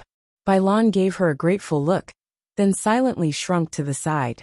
Although she was happy to have escaped, when she thought of Master's death order, she began to have a headache. How could she kill Yin Jioga under Elder Cho Sen's eyes? Then bring that 1,000-year zombie to Master? It seemed that she would have to rely on senior apprentice brother Mo Jingyuan. Bailan could not help but look at Mo Jingyuan, but found that he was smiling, his eyes only focused on the wolf Fang, not even looking at her. Damn! Although Bailan knew that senior apprentice brother Mo was gay, this was the first time she had seen him so infatuated with a man. What was so good about this wolf Fang? Bailan was annoyed, but she could only comfort herself that senior apprentice brother Mo was not infatuated with Yin Jioga. Otherwise things would be difficult. Yin Jioga did not notice Bailan's complicated gaze. She was a little annoyed. She had planned to sneak away with Zishang after entering the Fiend Corp's secret realm, but she did not expect Cho Sun to come in, so it was impossible to leave. What's there to be annoyed about? Didn't you already guess that Cho Sun would come in? Zishang transmitted to Yin Jioga. I was just guessing. Who knew that he would really come in? Golden Core cultivators valued their lives, suppressing their cultivation to enter this damned place. What if they were accidentally killed by other sects? Cho Sun was too desperate. Since you're already here, just sneak away when you have the chance. Zishang comforted. Yin Jioga calmed herself down and observed the surroundings, looking for a sneak route. She saw a gray wasteland in the distance. The clouds in the sky were a strange black and red, and the air was filled with the pungent smell of blood. This smell stinks. Yin Jioga frowned. She didn't know why, but as soon as she smelled the pungent smell of blood, she felt irritated and her blood rushed to her head. She quickly swallowed a tranquil pill. We're going to be in trouble. Zishang raised his head and looked at the thick black clouds above him with a solemn expression. What kind of trouble? Yin Jioga asked curiously. Remember to run faster later, Zishang replied cleverly. Yin Jioga quickly understood what he meant. The black and red clouds in the sky suddenly rolled, and sticky black and red raindrops fell one after another. They carried an incomparably fishy smell, and had a strong corrosive effect. Wolf Fang and the others began to emit protective barriers of various colors. A faint purple mist also appeared around Yin Jioga's body, isolating him from the rain. Cho Sun released a monster monkey Yin corpse that could resist the baleful aura. Elder, this rain is too heavy. Why don't we find a place to take shelter? Siyue cautiously suggested. Their defensive artifacts had limited spiritual power, and they would be easily worn out after being exposed to the diabolical rain for a long time. Let's go. Cho Sun directed the monstrous monkey Yin corpse to the east. Yin Jioga and the others silently followed behind him. Bailan stared at Yin Jioga's back and began to think if she could use this sudden black rain to deal with Yin Jioga. But she quickly gave up on that idea. After walking for an hour, she still couldn't find a place to hide. Her protective barrier couldn't hold on much longer. She didn't think that the first one to break would be the middle stage foundation establishment Mo Jingyuan. Junior brother Wolf Fang. My protective barrier is broken. Please take me in. Mo Jingyuan came to Wolf Fang's side. His charming eyes were like silk, and his beautiful face was filled with a flattering smile. His defensive artifact wasn't strong enough, so it had been destroyed. His fiery red robe was damaged, and there were several red spots on his white arms, making him look very pitiful. Wolf Fang coldly looked at Mo Jingyuan. He didn't believe that Mo Jingyuan, a middle-stage foundation establishment cultivator, wouldn't be prepared for entering the Fiend Corp's secret realm for the second time. It was clear that he was just finding an excuse to harass him. Junior brother Wolf Fang, no matter what, we're still fellow disciples. Do you have the heart to watch me die? Mo Jingyuan looked like he was about to cry. For a man to act so pitiful, it was actually not ugly, and was actually quite seductive. If senior brother wants to find someone to help, you should go find senior sister Bailan. Wolf Fang finally spoke. They weren't from the same mountain, so they weren't familiar at all. Isn't it improper for men and women to touch each other? Mo Jingyuan said, feeling wronged. Wolf Fang was speechless. Who in the entire Yin Corpse sect didn't know that you liked men? Although his protective barrier could cover one more person, he didn't want Mo Jingyuan to take advantage of him. Junior brother Wolf Fang, if you're not willing, then forget it. Why push it to me? Although Bai Lan was unhappy that Mo Jingyuan was pestering Wolf Fang, she was even more unhappy that Wolf Fang was using her as a shield. Junior brother Wolf Fang, I'm just staying here for a while. When the fiend corpses appear, I'll leave. I'm not staying here for nothing. How about 100 baleful pearls as compensation? Mo Jingyuan pestered Wolf Fang, using all kinds of temptations. Wolf Fang was annoyed to no end. Thinking that earning 100 baleful pearls wasn't bad, he finally agreed, and opened the protective barrier a bit. Mo Jingyuan immediately went in happily. Then he placed a hand on Wolf Fang's waist and stuck close to him, using the excuse of saving spiritual energy. Wolf Fang had a tall and straight figure. He was a bit taller than Mo Jingyuan, and was also stronger. He was filled with a manly aura, but on Mo Jingyuan's side, he was filled with a domineering aura, as if this man belonged to him. Bai Lan's teeth itched seeing this. She wanted to use this move on Yun Jioga, but seeing the Yin corpse next to her, she immediately gave up on that idea. Yun Jioga was looking at the scene of a man chasing another man with interest. Seeing the veins popping out on Wolf Fang's forehead, she couldn't help feeling happy in her heart. According to what she knew, evil sects and demonic sects also had male and female Dao companions. Is it that funny? Zishang glanced at Yun Jioga. I think senior brother Mo doesn't have time to bother me anymore. Yun Jioga saw that Mo Jingyuan was quite interested in Wolf Fang. His eyes were glued to him. Anyone who came close would be stared to death by him. Even if they come, I'm not afraid. Zishang really didn't place a middle-stage foundation establishment cultivator in his eyes. It's good to save some trouble. Yun Jioga quite admired Mo Jingyuan's tenacity. Wolf Fang was very independent. It wasn't easy to take him down. Zishang didn't care. He just looked into the distance and said, "Be careful, trouble is coming." Yun Jioga immediately turned solemn. He looked into the distance and saw countless shadows walking over shakily in the hazy black rain, surrounding them. Chapter 399. When the shadows came closer, Yun Jioga finally saw what they looked like. They looked like humans, but their bodies were gray and their eyes were blood red. Smelling the scent of humans, their speed became very fast, and they instantly arrived in front of Yun Jioga. They were low-level fiend corpses. Kill. Cho Sun did not say anything else, and released 2 monster monkey-ing corpses to kill them.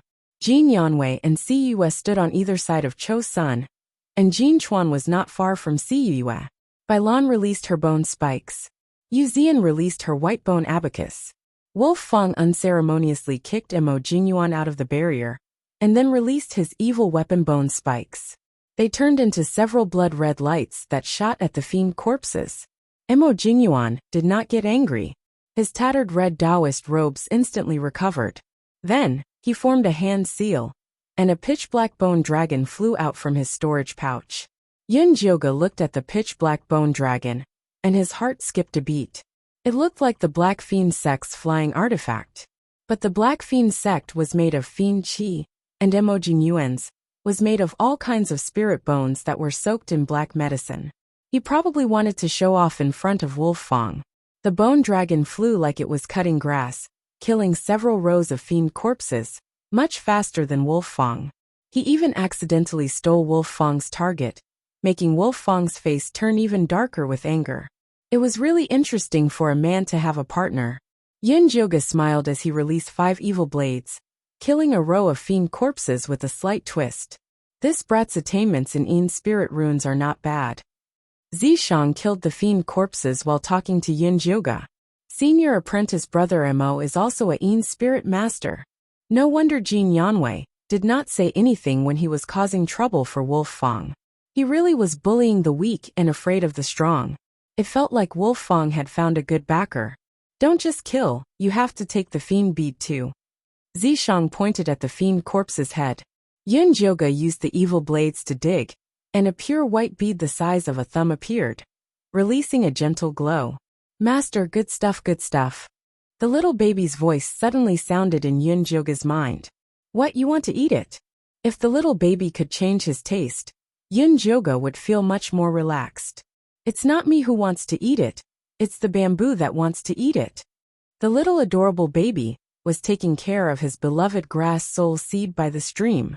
The bamboo suddenly emitted a violent fluctuation, and the desire surged towards him, as if it was about to go crazy. Alright then, give it a few to try. Yunjoga threw the baleful bead into the demonic tripod, when no one was paying attention.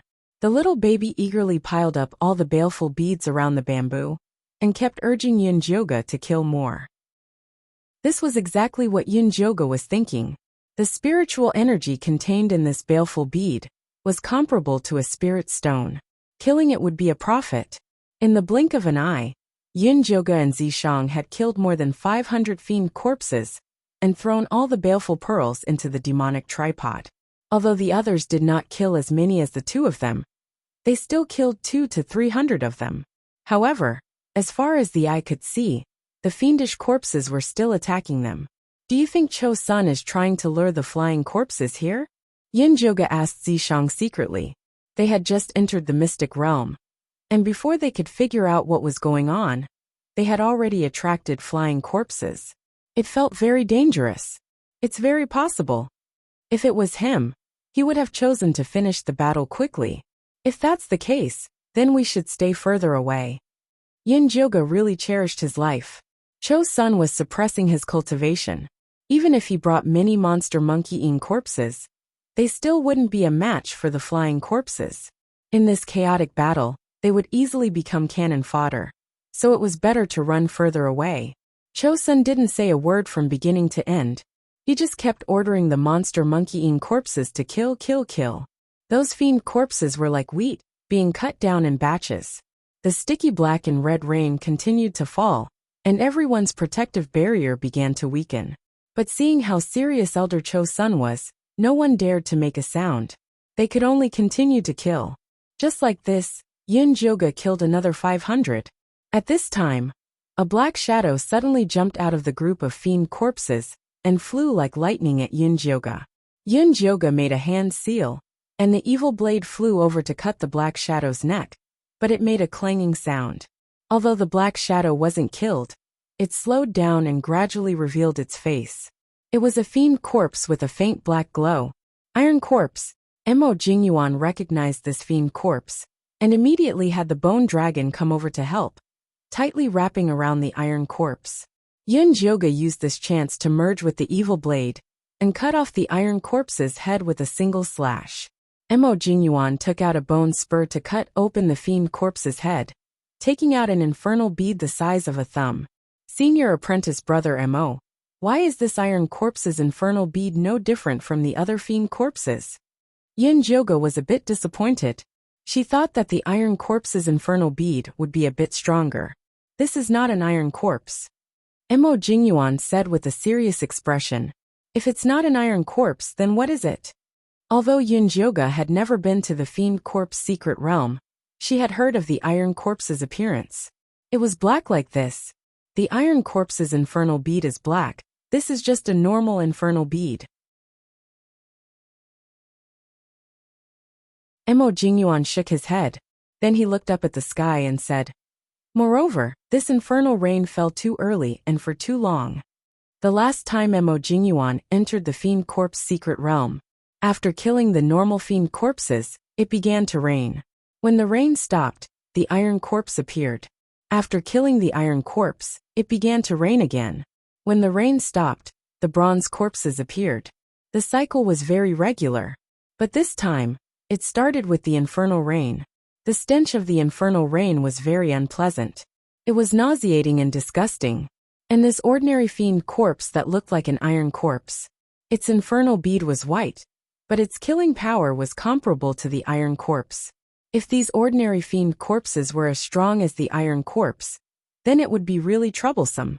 Since senior apprentice brother already noticed something was wrong, why didn't you say so earlier? Bailan scolded hatefully. If senior apprentice brother Mo was more serious and didn't place all his attention on Wolf Fong, they would not have been so passive. How would I dare to speak without confirming the situation? Will you take responsibility if something happens? Mo Jingyuan raised his eyebrows and glared at Bailan. This team had Elder Cho's senator. He did not want to find trouble with them. If it wasn't for the fact that the situation was getting worse, he would not even want to speak up. There must be something wrong when something is out of the ordinary. Elder, shouldn't we take our time to think about it? Wolf Fong thought of the human-faced Peach King that appeared in the small secret realm. At that time, more than 1,000 disciples almost died there. That's right, Elder. We should be a bit more cautious. Siyue was also a bit nervous. Cho's son looked at the increasingly thick red and black clouds in the sky, and the never-ending infernal rain. He also felt that something was wrong. Jingyuan, do you have any good suggestions? Cho's son was not a person who acted arbitrarily. Reporting to Elder, this disciple remembers that there is a resting area on the east side. We can go there first. Mo Jingyuan honestly said, all right, then we'll go east. Cho's son immediately controlled the monster monkey-ing corpse to go east.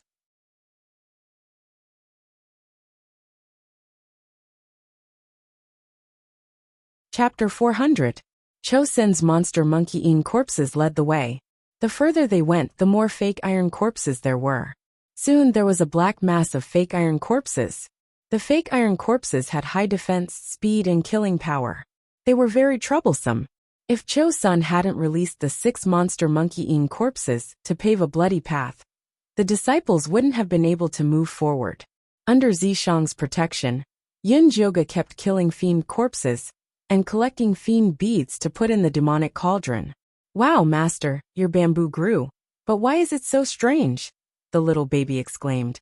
After the bamboo absorbed all the fiend beads, it broke out of the ground and grew a small red ball. It gave off a strange light. Yin Jioga took the chance to enter the demonic cauldron to take a look.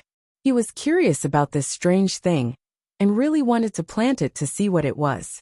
Master, take this chance to collect more fiend beads. I'll use them to plant a soul seed later. The little baby shouted excitedly.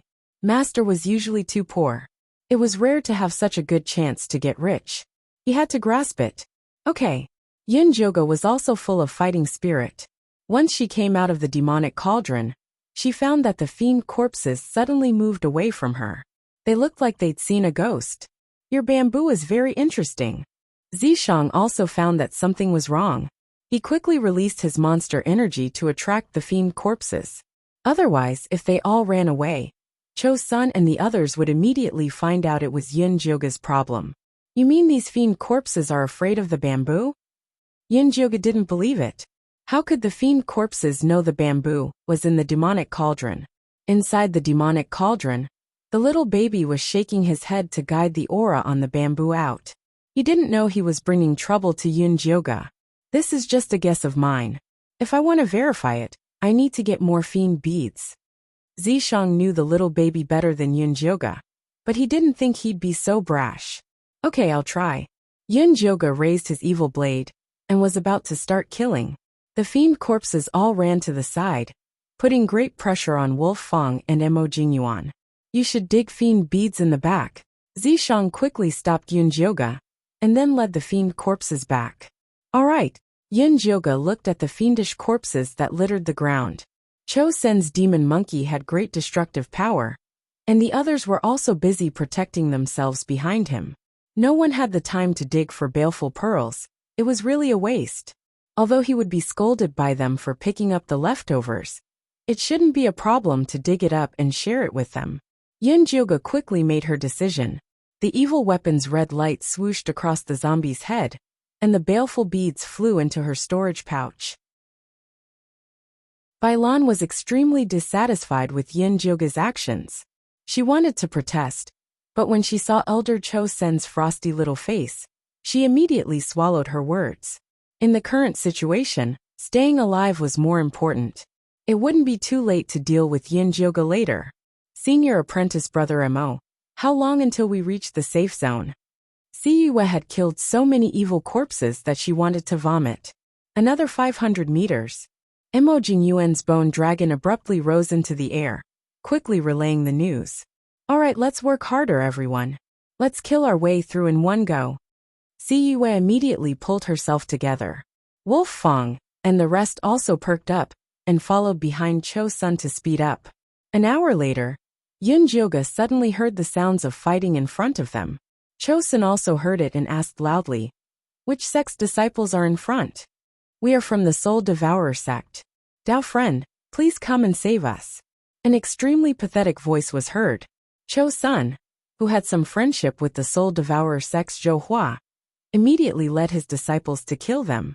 The Soul Devourer sect's disciples were covered in a white protective soul weapon over their heads. They were holding magic weapons that looked like fire sticks as they killed the evil corpses. All of them were exhausted, and many of them were injured.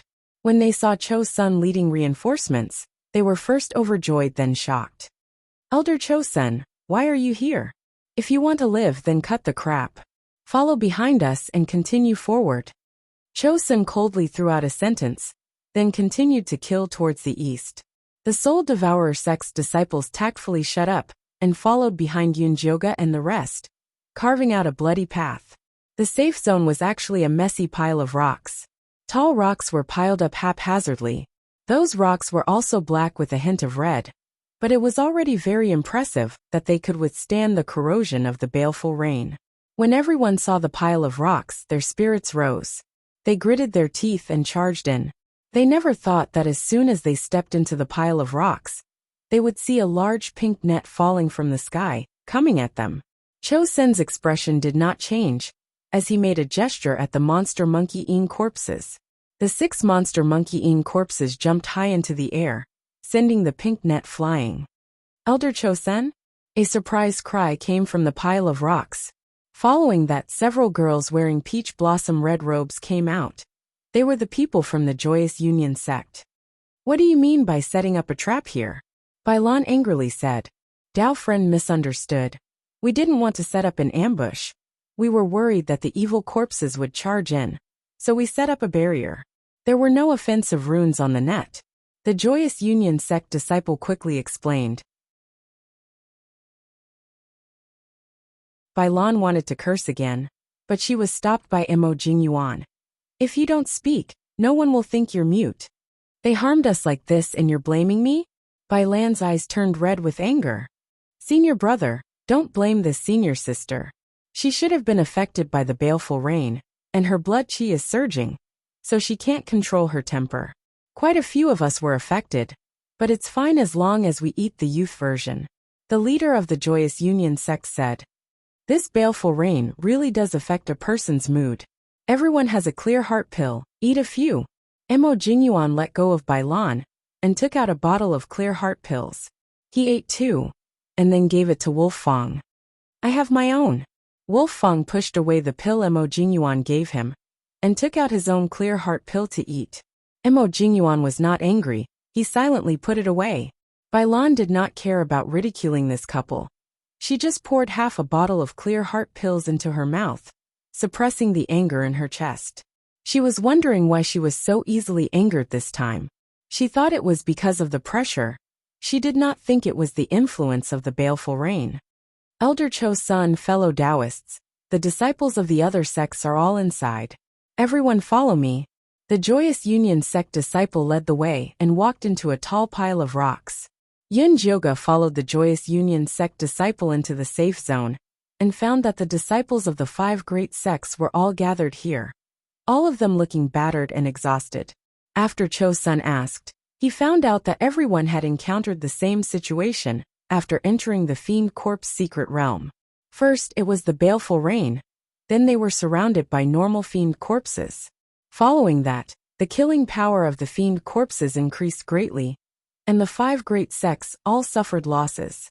Among them, Joyous Union sect was the worst off. They lost 2 males and 1 female, leaving only 5 females. "Elder Cho Sun, before we came in, Elder Peach Blossom told us to be on good terms with your Ing Corpse sect. Please give us some pointers." The leader of the Joyous Union sect was an oval-faced beauty called Feng Ling Air. She was at the middle stage of foundation establishment. Those who entered the Fiend Corp's secret realm before, come out and carefully analyze the difference. Cho Sun ordered without any politeness.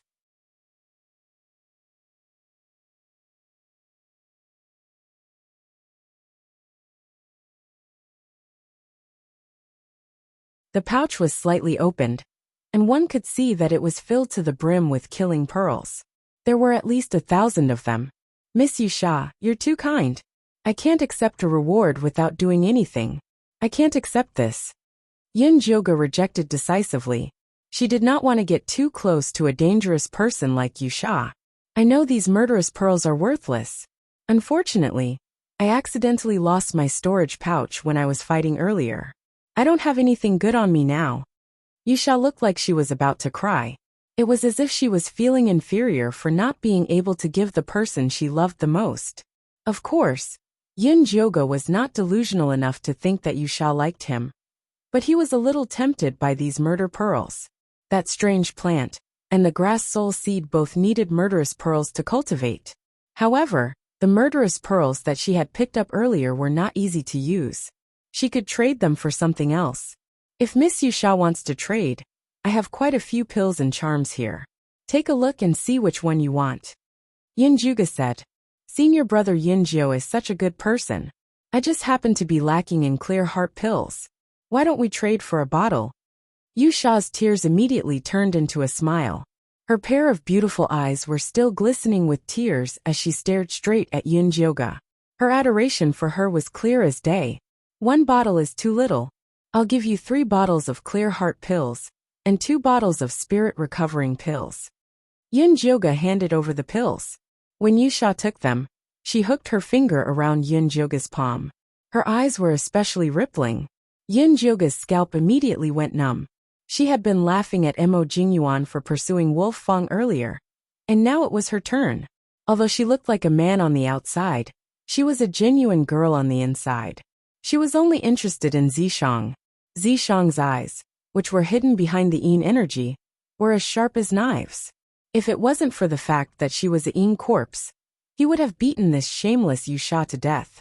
Don't think that you can hide from my eyes just because you possess a woman's body. At this moment, a sharp voice rang out.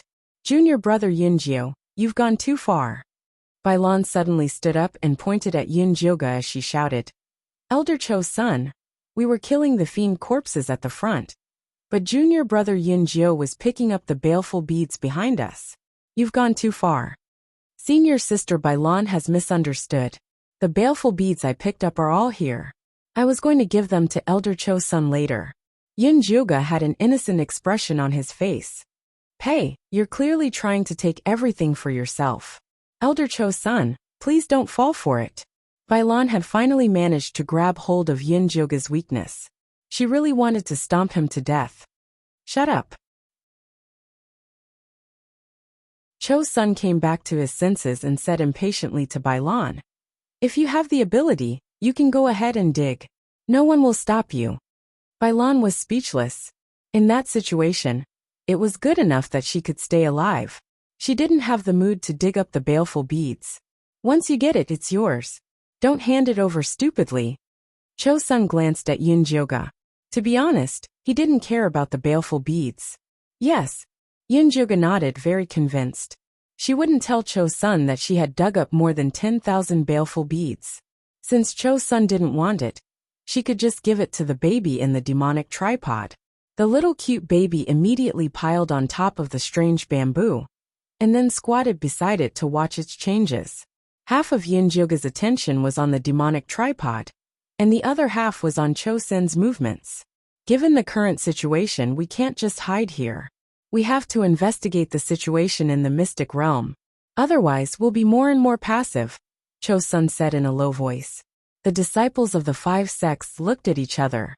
No one dared to speak. No one wanted to leave this safe zone, to face the endless fiend corpses. Yin Jyoga could understand their feelings. Everyone was afraid of being ordered around by Cho's senator. To be honest, she was afraid herself.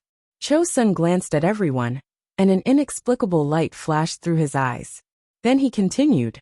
Before entering the mystic realm, did the sect tell you under what conditions you can leave the mystic realm? Yes.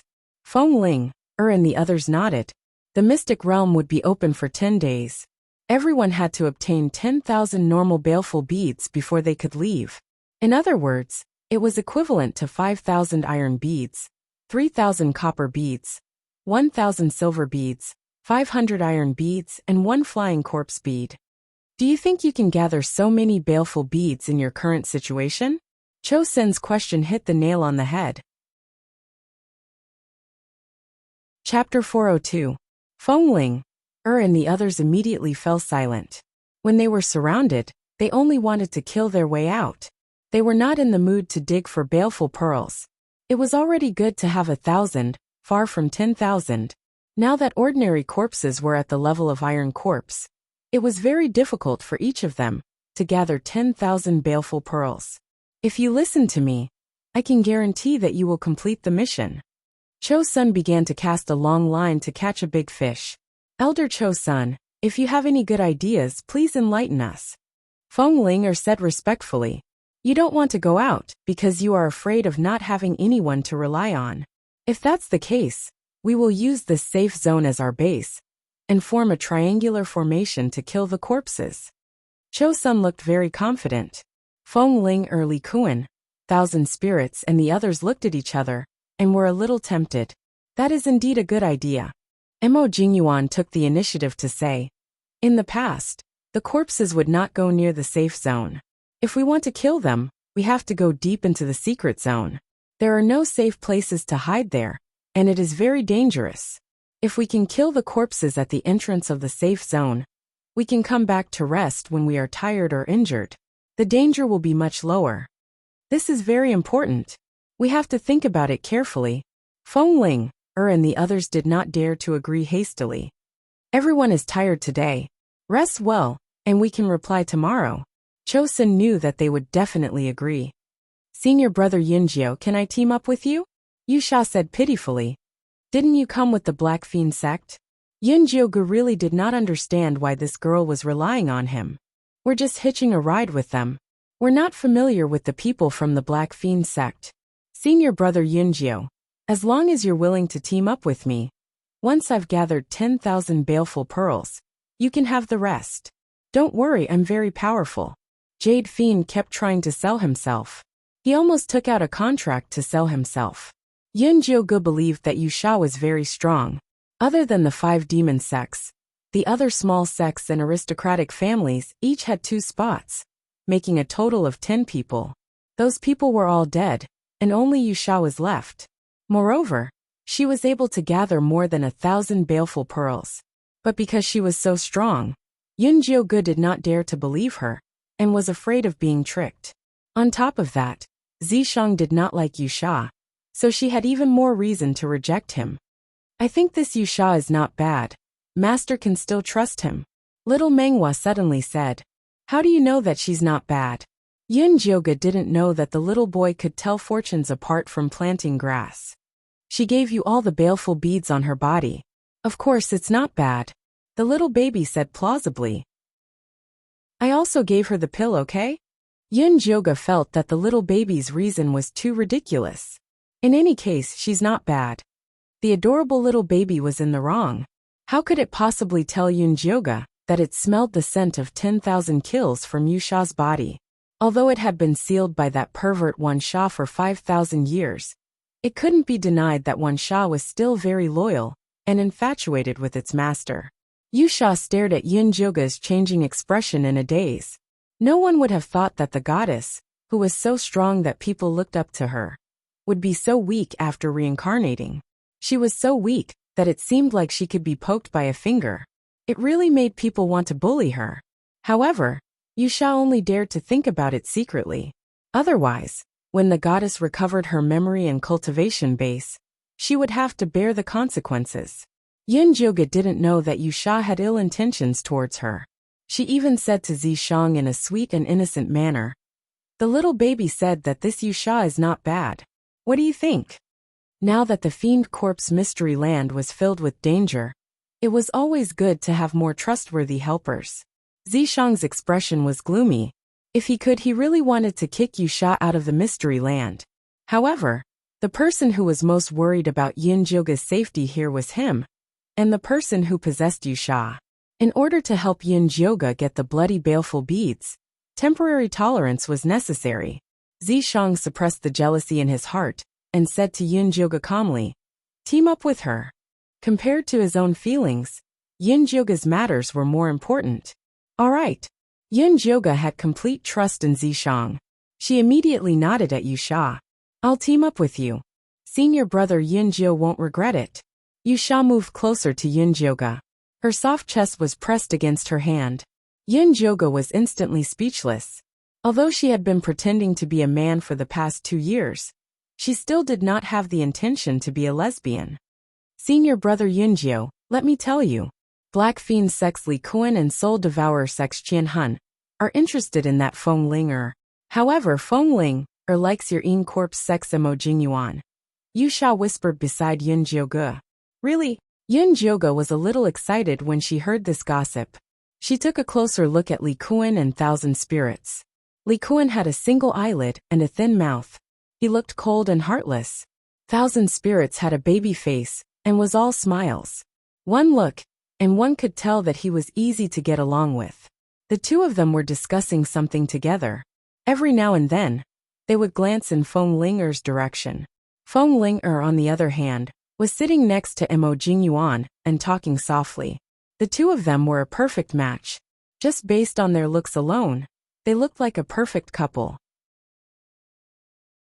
Feng Ling doesn't know that senior brother Emo likes men? Yunjioga could not help but ask.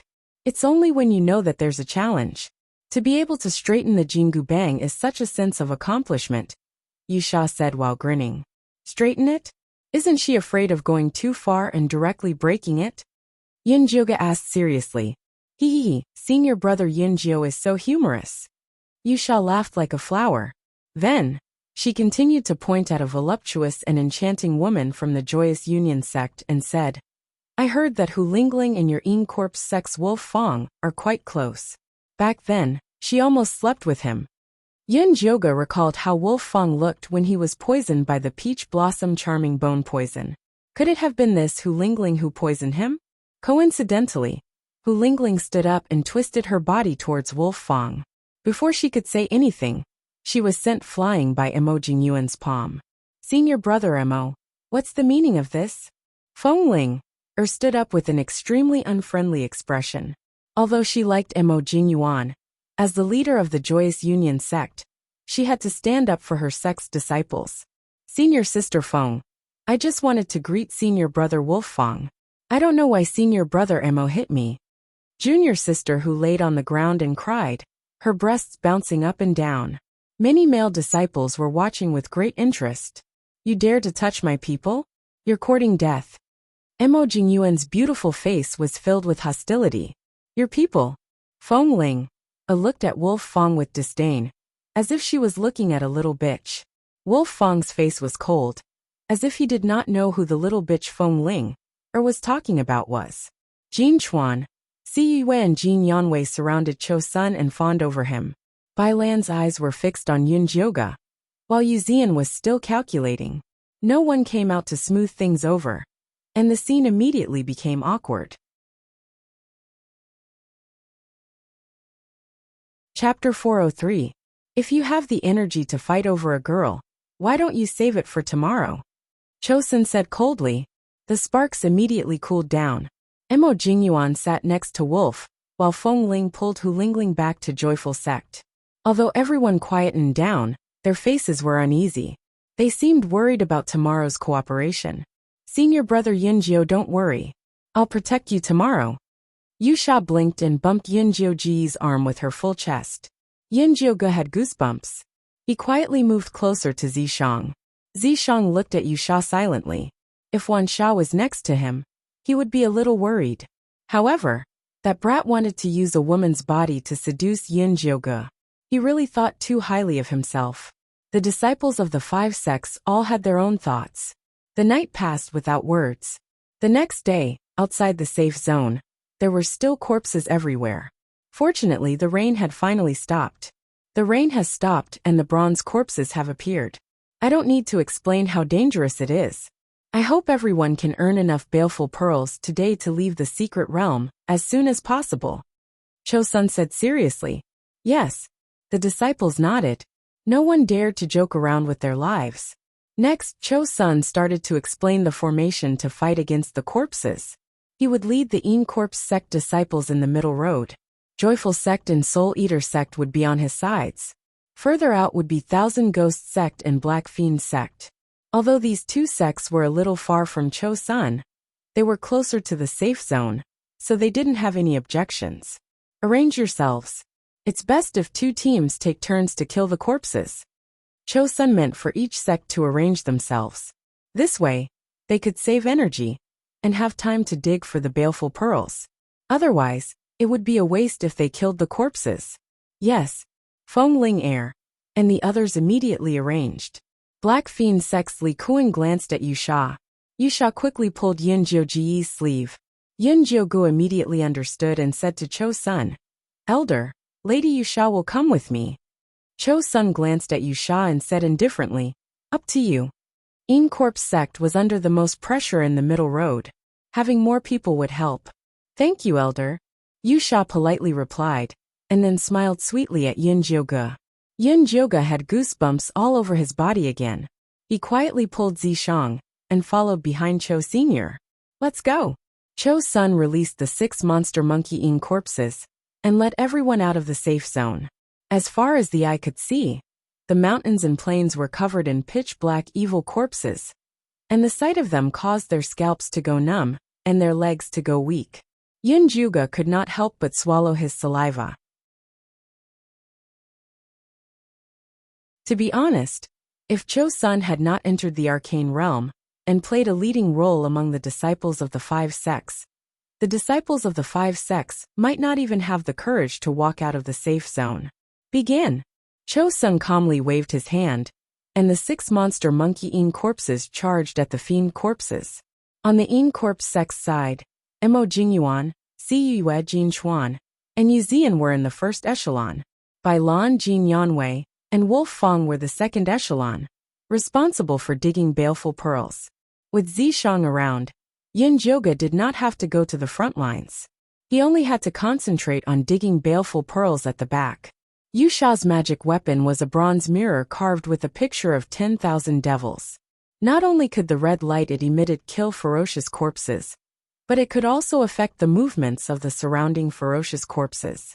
Zishang's weapon was a long blade condensed from Een energy, and it was incomparably sharp. The 2 of them stood side by side in front of Yin Jiugu, and their coordination was very good. Wave after wave of ferocious corpses fell behind them. Yin Jiugu followed behind them, happily digging baleful pearls. The other teams would rotate every hour, but Yusha and Zishang kept on, not showing any signs of exhaustion. Bai Lan sneaked a glance, and was so jealous that she almost went crazy. In a moment of carelessness, the fiend corpse grabbed her arm and almost pulled her in. Luckily, Mo Jingyuan commanded the bone dragon in time to help her resolve the crisis. "If you want to live, focus. Don't think about those useless things." Mo Jingyuan glared at Bai Lan fiercely. If it were not for the fact that they were from the same mountain, he would not care if she died. Bai Lan's expression was very ugly, but she did not dare to be distracted. She focused on fighting the fiend corpses. The weakness of these fake iron corpses was their chests. After getting used to it, killing them would be very fast. 2 hours later, everyone had accumulated several thousand baleful pearls, and their fighting spirit was getting higher and higher. At this moment, a bronze color appeared in the distance. "Everyone be careful. The bronze corpses are coming. Their weakness is their necks," Mo Jingyuan reminded everyone loudly. Everyone's expression turned serious, and they were all on guard against the bronze corpses' attacks. The bronze corpses had higher defense and attack power than the iron corpses. They were especially fast, and were extremely difficult to deal with. However, Yusha's copper mirror happened to restrain the bronze corpse's speed. "Kill this side." Yusha controlled the copper mirror to cover a group of bronze corpses. Zishang immediately chopped off the heads of the bronze corpses. Yin Jiugu used his evil saber to cut open the bronze corpses' heads, but found that the baleful pearls inside were still white. They were just a little bigger than normal ferocious corpses. "Senior brother Mo, the baleful pearls of these bronze corpses are still white," Yin Jiugu asked loudly. "How is that possible?" Mo Jingyuan frowned.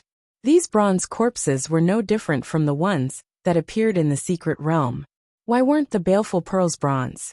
Senior brother Mo, could it be that these iron corpses and bronze corpses are real, but their baleful pearls have been drained of their power by something? Fenglinger guessed. Now is not the time to study this. Mo Jingyuan looked up at the gradually gathering black and red clouds and said, "Let's quickly kill more before the baleful rain arrives." Unfortunately, as soon as he finished speaking, the pitter-patter of the baleful rain descended. No one dared to fight it head-on in the rain, so they could only retreat to the safe zone. The bronze corpses could not enter, so they kept swaying outside. When the rain stops, the silver corpses will appear. Mo Jingyuan sighed. The silver corpses would definitely be more difficult to deal with. Now that things have come to this, we can only fight on. Cho Sen's expression was cold, but his heart was very excited. As long as things went smoothly, the flying corpses would appear soon.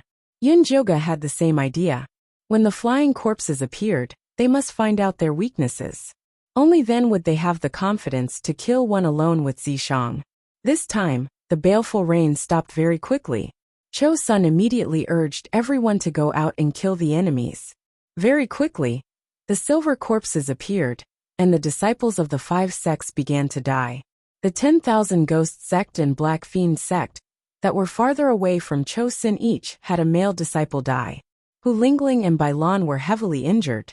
The two of them returned to the safe zone to bandage their wounds before quickly entering the battle.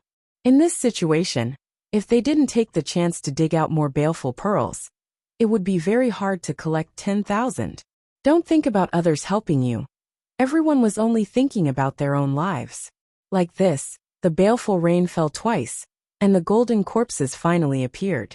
Yin Joga looked at the golden light in the distance, and felt his throat go dry. Fengling, and the others immediately turned around to rush back to the safe zone, but they found a row of monster monkey-eating corpses standing behind them. Cho Sen's brows were filled with hostility.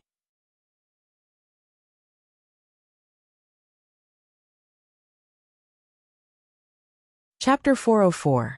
Elder Cho Sun, what is the meaning of this? Fengling Air, Thousand Spirits, Li Kuan and Gui Ming's expressions all changed. I also want to ask you, what is the meaning of this? Are you trying to kill the other disciples by running now? Cho Sen's eyes seemed like he could see through their thoughts. Fengling Air and the others' faces turned white.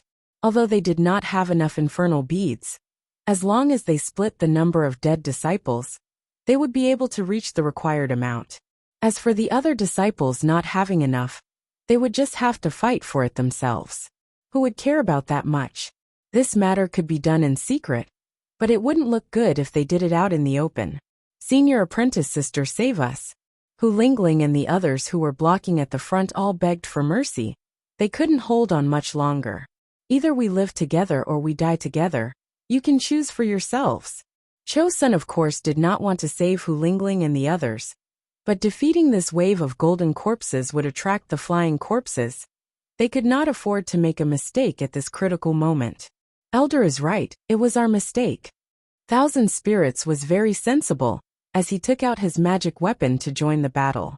Elder Cho Sun was temperamental, and could not be relied on. If they were at odds with their fellow disciples at this time, their situation would be even worse. Fengling Air, Li Kuan, and Gui Ming also realized this point, and immediately returned to their sects to help. The silver corpses gradually retreated, and the golden corpses gradually approached. There were two kinds of golden corpses. One kind was thin and weak. Although their defense wasn't high, they were very fast, and had a strong killing power. The other kind was tall and strong. Although they were very slow, the dark golden light they emitted had a strong defense, making people's hearts tremble. The 5 sect disciples all wanted to die when they saw the golden corpses covering the mountains. Luckily Cho Sun released 6 more monster monkey-eating corpses, and scattered them into a large triangle formation among the 5 sections. He also had the 5 sect disciples form a small triangle formation, with 2 monster monkey-eating corpses.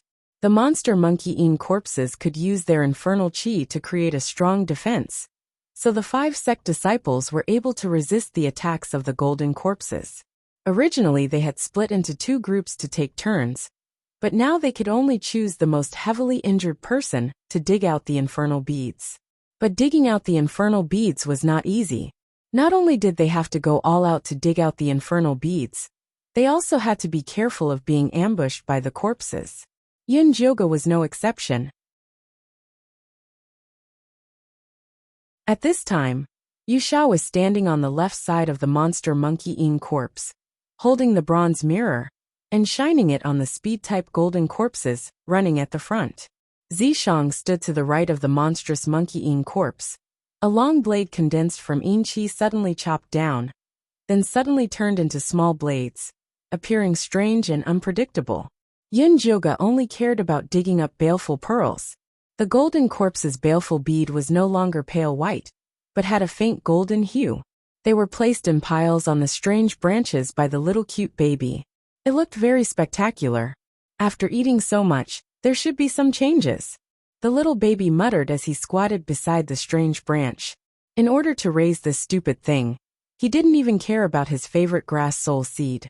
He used all the spirit energy in the demonic tripod to worship it.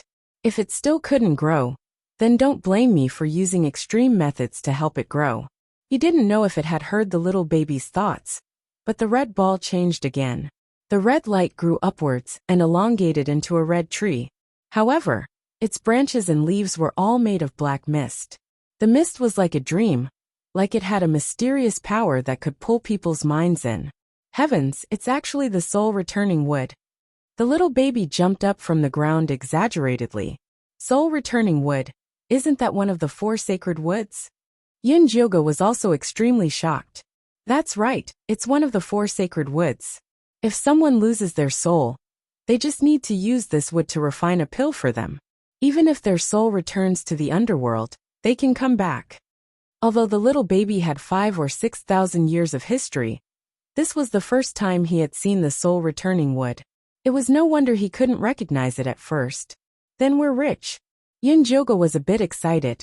A treasure that could save a life was always the most valuable. Please, other people would use this treasure as a family heirloom. How could they sell it for money? The little baby had a disapproving expression.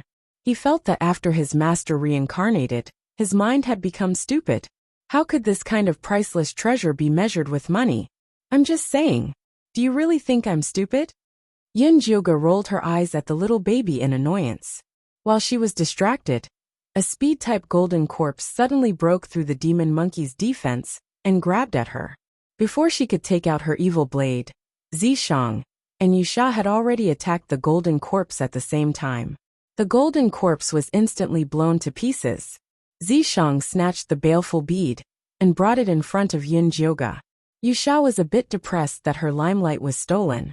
She looked at Zishang strangely and said, "Senior brother Yunjio, your Yin corpse is not bad." She purposely gritted her teeth and emphasized the word Yin corpse. It's all right. Yin Jyoga didn't dare to say more. If Cho-sun found out that Zishang, this 1,000-year-old corpse, was a fake, it would be troublesome. Zishang couldn't speak as he was a Yin corpse. He was too lazy to transmit his voice to Yusha. He turned the Yin Qi blade in his hand and slashed a few golden corpses at Yusha. Yusha panicked and almost got hit. She said to Yin Jyoga with grievance, "Senior brother Yunjio, your Yin corpses are bullying me. That's too much." Yin Jyoga pretended she didn't hear it. Of course she would protect Zishang between Yusha and Zishang. Zishang's reply was to slash a few more golden corpses over. Yusha didn't dare say another word. She could only curse in her heart. That damn Zishang, he was still as stingy, overbearing, and sinister as before. Yin Jyoga quickly dug out the baleful bead of the golden corpses and looked over the others. Si Yue, Jin Yanwei, and the others were quite relaxed around Cho Senator. The other Yin corpse sect disciples were also fine. After all, the 3 monster monkey Yin corpses protecting Cho-sun were the strongest. They were all late Foundation establishment stage cultivators. The disciples of the other 5 sects were in a much more difficult situation. Even the strongest Feng Ling Heir and 1,000 spirits were injured. The others could only bitterly hold on. But they didn't dare retreat. They were relying on the monster monkey-eaten corpses to hold them back. Offending Cho-sun would mean certain death. Be careful, the flying corpses are coming. Zishang raised his head to look at the thick red and black clouds. He saw the fiendish rain begin to fall again. The speed golden corpses suddenly all turned around and retreated to the side of the defensive golden corpses. Like soldiers hearing the general's order to assemble, the originally scattered formation became incomparably orderly. The speed golden corpses no longer ran around. Instead, they hid behind the defensive golden corpses and formed a spear and shield formation, giving everyone a large amount of pressure. Flying corpses, it must be the flying corpses. Elder, let's quickly return to the safe zone. That's right, we've collected enough baleful beads.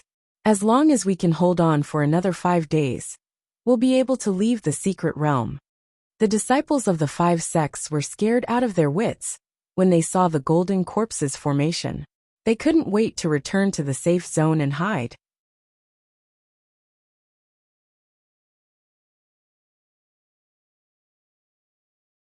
Chapter 405. If you can't kill the flying corpses, none of you can think about going back.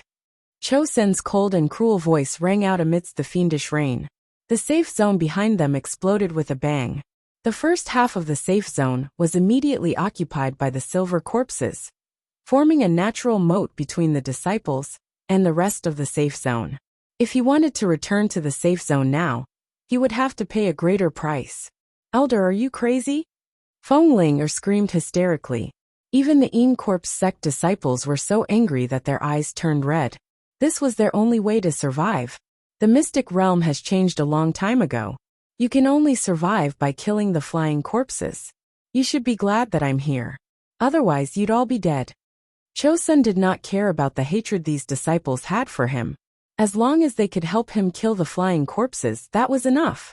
Although the disciples of the 5 sects hated Cho-sun, they did not dare to offend him. In the end, it was Feng Ling who broke the death-like silence. Elder Cho-sun, if we help you kill the flying corpses, can you guarantee that you won't kill us or snatch our baleful beads? I'm not interested in your lives or your baleful beads. As long as you help me kill a flying corpse, I can guarantee that you will return to the safe zone.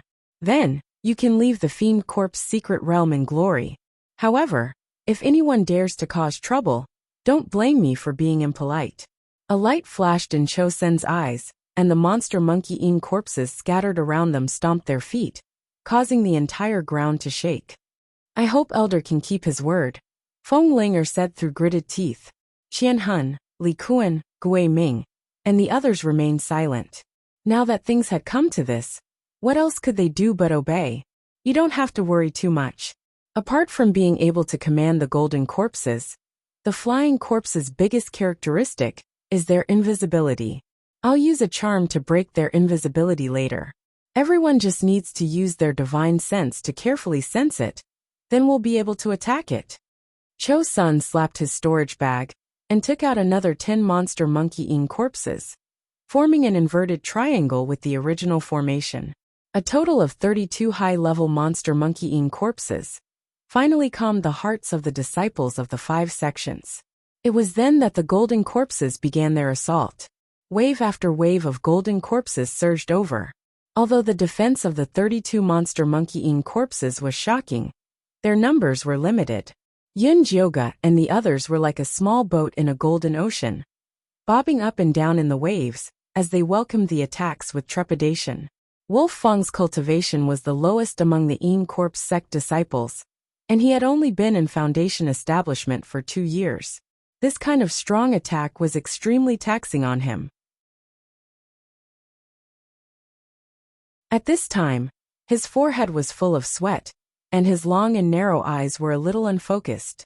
His chest was heaving up and down violently, and the blood-red bone spurs were circling around him, almost instinctively attacking the golden corpses.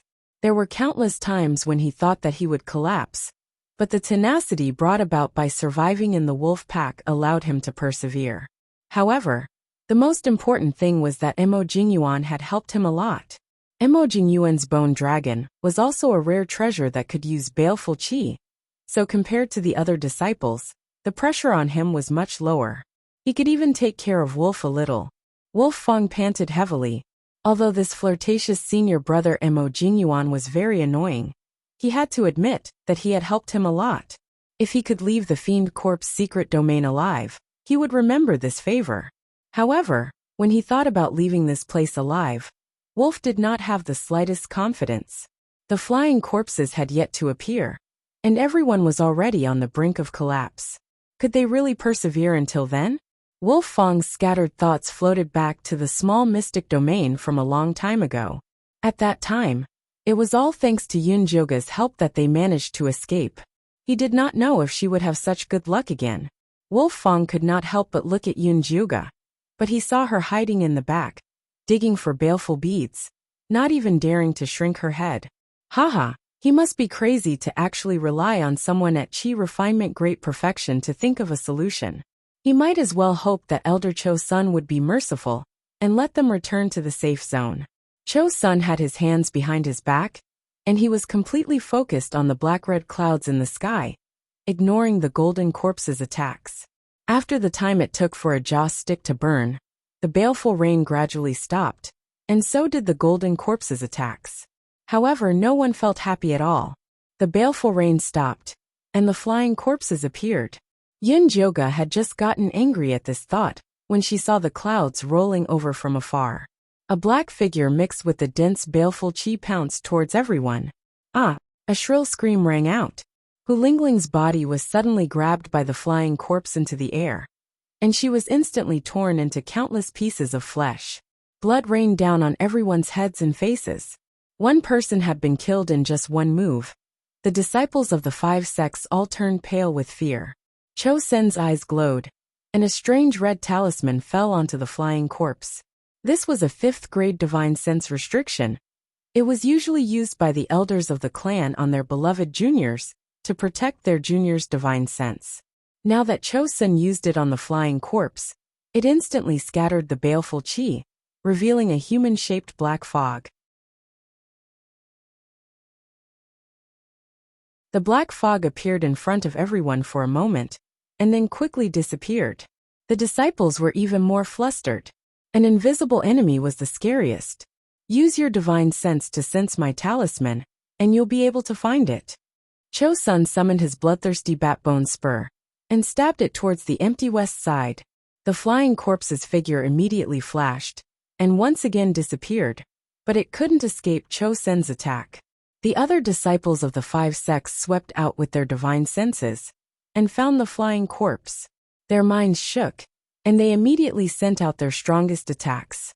Although the monster monkey-ing corpse's attack power was strong, it didn't have divine sense to use, so it could only focus on defense. This was also the reason why Cho-sun wanted the disciples of the five sects to stay. Everyone attacked the flying corpse with all their might, and managed to deal quite a bit of damage to it. In particular, Cho-sun acted as if he had killed his father. Every time the bloodthirsty bat's bone spur attacked, it would take away a chunk of the flying corpse's baleful aura. Under the bombardment, the baleful aura on the flying corpses disappeared rapidly. The disciples of the five sects became more and more courageous as they fought. They all wanted to take down the flying corpse in one go.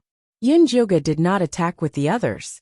Instead, he hid behind the purple deceased sword, and carefully observed the flying corpses. The flying corpses were extremely fast and nimble in the air. It was all thanks to Mo Jingyuan, Feng Ling and the rest that their imperial equipment attacks were strong enough. Otherwise, they would not have been able to catch up to the flying corpse's speed. However, the most powerful one was still Cho-senator. His attack power was strong, and he was well prepared, causing great damage to the flying corpses. No matter how Yun Joga looked at it, he felt that Cho-sen's method of dealing with flying corpses was not suitable for the purple deceased sword. The spiritual sense restriction charm that Cho-sun had just used had cost him at least 10 years of cultivation, and it was specifically used to break the flying corpse's invisibility ability. Zishang did not have such a treasure. No matter how Yun Joga thought about it, he could not think of a way to deal with the flying corpses. But if he couldn't obtain the bloody baleful bead, what would he do about the 9 layers of broken bones in her body? This was only the 3rd layer of poison. It would be even harder to find the antidote in the future. What should he do? Yin Jyoga was confused, and he was filled with despair.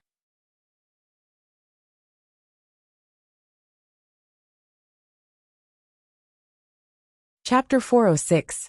Master, this is very simple.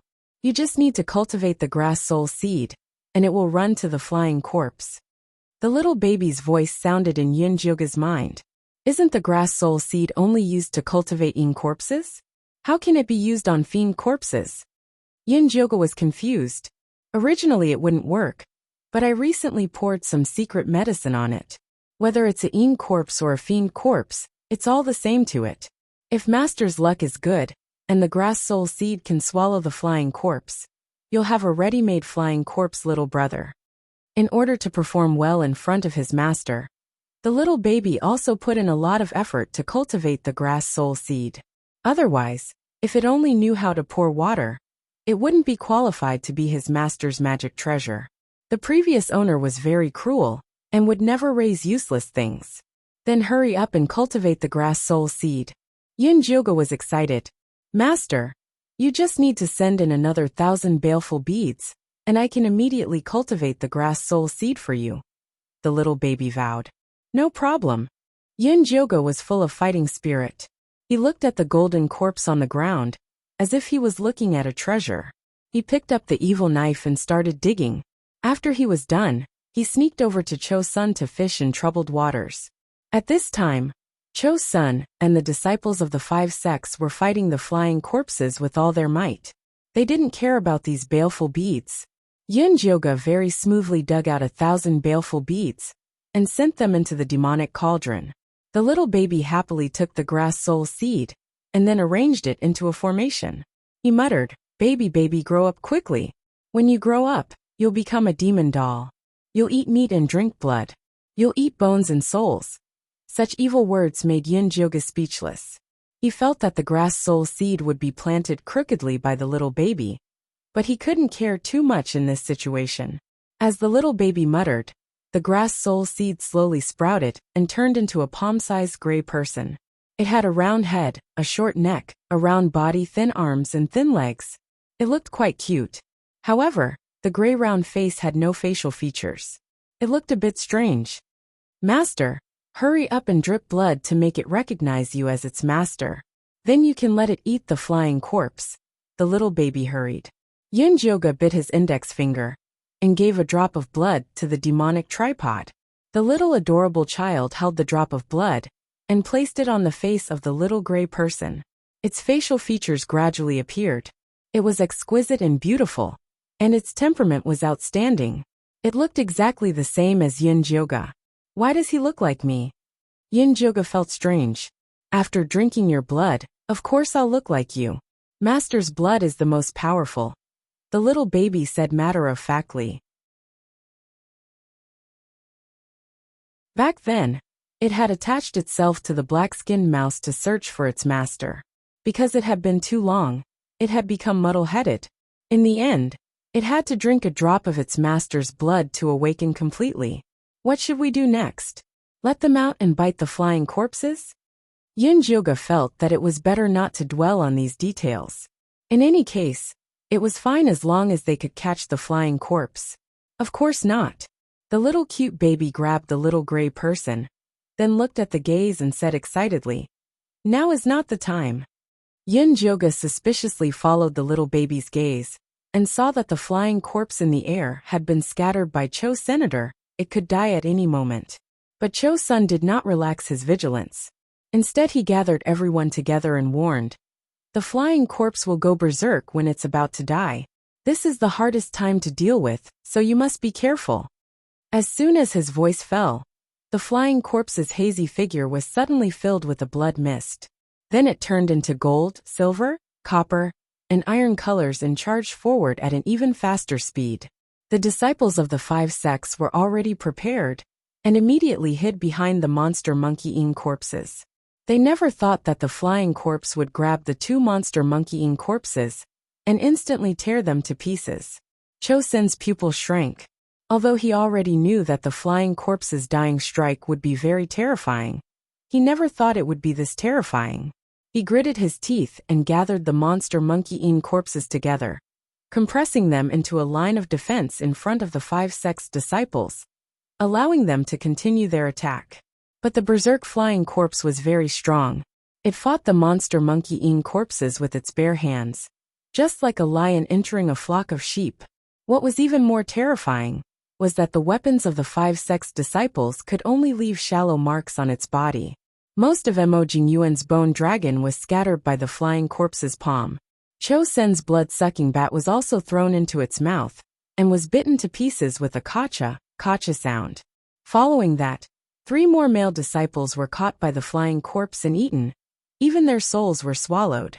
12 of the 32 monster monkey-eaten corpses had been destroyed, and the remaining ones were missing arms and legs. They could only barely maintain a defensive barrier to block the golden corpse's attack. After the flying corpse ate the flesh, the killing intent on its body became even stronger. It was comparable to a late golden core stage cultivator, making people feel despair. Even Cho Sun felt a bit regretful. "Elder, please let us go, I don't want to die here." Feng Ling air collapsed as she cried. "Elder, where there's life, there's hope. These flying corpses are too strong, and we're not its match."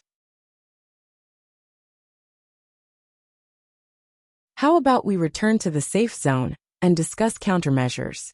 Siyue couldn't help saying.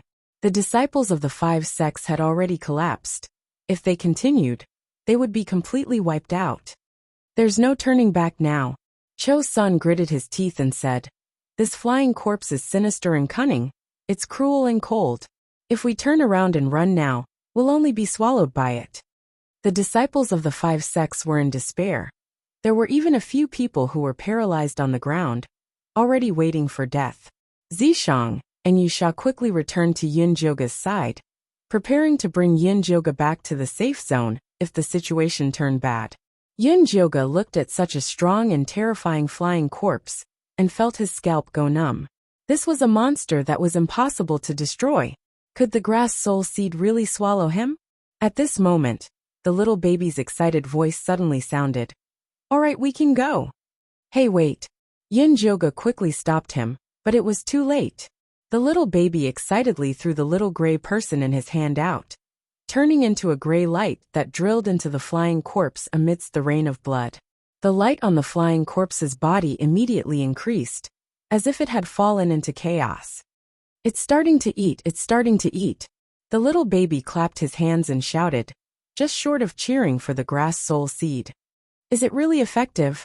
Yin Jyoga found it hard to believe that such a powerful flying corpse was really going to be destroyed. "Of course, don't you know who planted it?" The little baby looked proud. Yin Jyoga was happy at first, but then he realized a very serious problem. After the grass soul seed swallows the flying corpse, will it immediately recognize me as its master? "Of course, the grass soul seed is as loyal to you as I am to you." The little baby took the opportunity to confess, but Yin Jyoga's face was crumbling. If this flying corpse recognized her as its boss in front of Cho Sun and the disciples of the 5 sects, then everyone would know that she had a secret. Wasn't that courting death?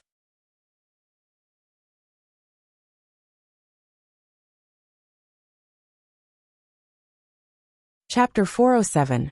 I can only use it at this time. The little baby felt wronged. Although the grass soul seed it cultivated was very powerful, it couldn't kill the flying corpse at its peak. It could only attack when the flying corpse was at its weakest. "Then can you let the flying corpse leave first? At least don't come to me in front of so many people." Yin Jyoga took a step back. "I'll give it a try." The little baby closed his eyes and began to mutter again. After a while he said apologetically, "I can't." "Why?" Yin Jyoga frowned. If it really recognized him as its master, then it should be very obedient.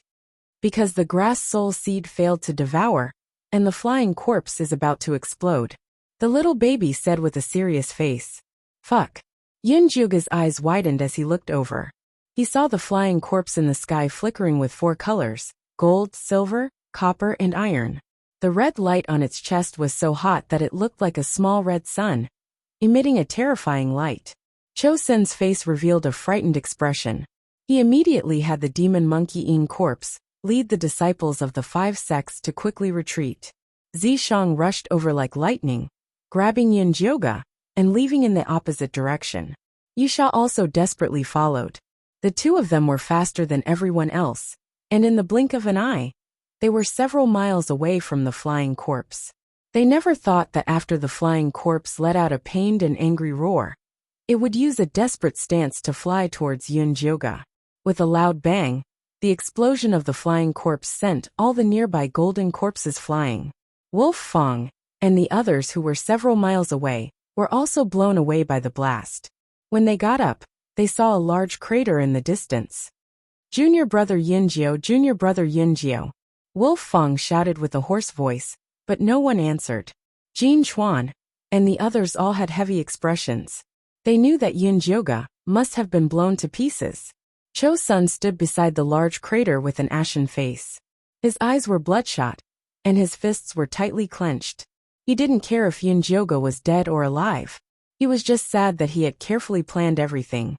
But he still couldn't get the flying corpse's blood-fiend bead. Elder, the flying corpse exploding was unexpected. Let's go back and think of a countermeasure. We'll come back next time. Siyue comforted him. Let's return to the safe zone. Chosun exhaled heavily, turned around and left. No matter what, he had already accumulated experience in dealing with flying corpses. When the fiend corpse secret territory opened again, he would definitely be able to successfully obtain the bloody fiend pearl. Before Siyue left, she took one last look at the crater. She could not help but sigh in her heart. Yunjioga had died at such a young age. Yunjioga woke up in a daze and found himself lying on a patch of grass in a small forest. She looked at the cold sky above her head in confusion. She was surrounded by long grass, a green forest on her left, and a stream on her right. His nose was no longer filled with the disgusting stench of the fiend corpse secret realm, but with the smell of grass and soil. Could she have already left the fiend corpse secret realm? No, she remembered that in the fiend corpse secret realm, the flying corpses had rushed in front of them and exploded. Zishang hugged her and took all the damage. Then, he fell into the distorted space with her. Z decease. Yunjioga shouted in panic. Don't shout so loudly. I'm fine. A weak voice sounded in Yunjioga's mind. Yunjioga quickly rolled up her sleeves. The purple mark on her wrist was still there, but the color was very dim. No matter what, as long as Zishang was still alive, it was fine. What was that flying corpse explosion? Zishang thought of the flying corpse's desperate stance and suspected that something had happened to Yunjioga. It's that stupid little baby. He said that the grass soul seed he cultivated could devour flying corpses. Thinking of this, Yunjioga wanted to beat the little baby up. Little Menghua, you know what to do. Something must have happened. Zishang did not intend to blame little Menghua. I'll call it out and ask. Yunjioga was about to contact the demonic tripod when she realized in horror that her meridians were in chaos. The 9-layer bone-shattering poison in her dantian spread throughout her body, completely blocking the circulation of spiritual power. Not only had she lost contact with the demonic tripod, but she could not open her storage bag either. Even worse, her disguise had been removed. She had returned to her female appearance.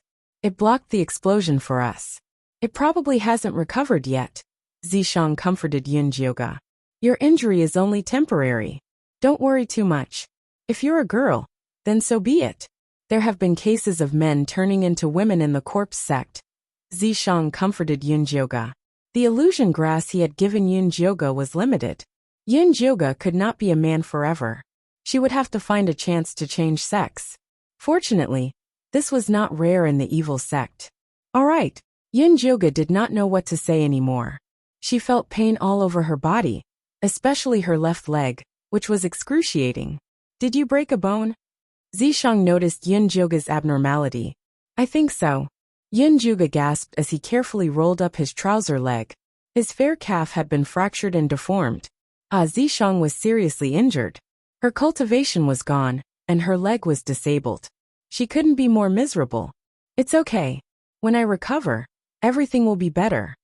Zishang's voice was very calm and firm. Okay. Yin Joga quickly calmed down after her panic. She searched the ground for a relatively large tree branch. Then, she tore off the hem of her gown. She clenched her teeth and straightened her leg bone.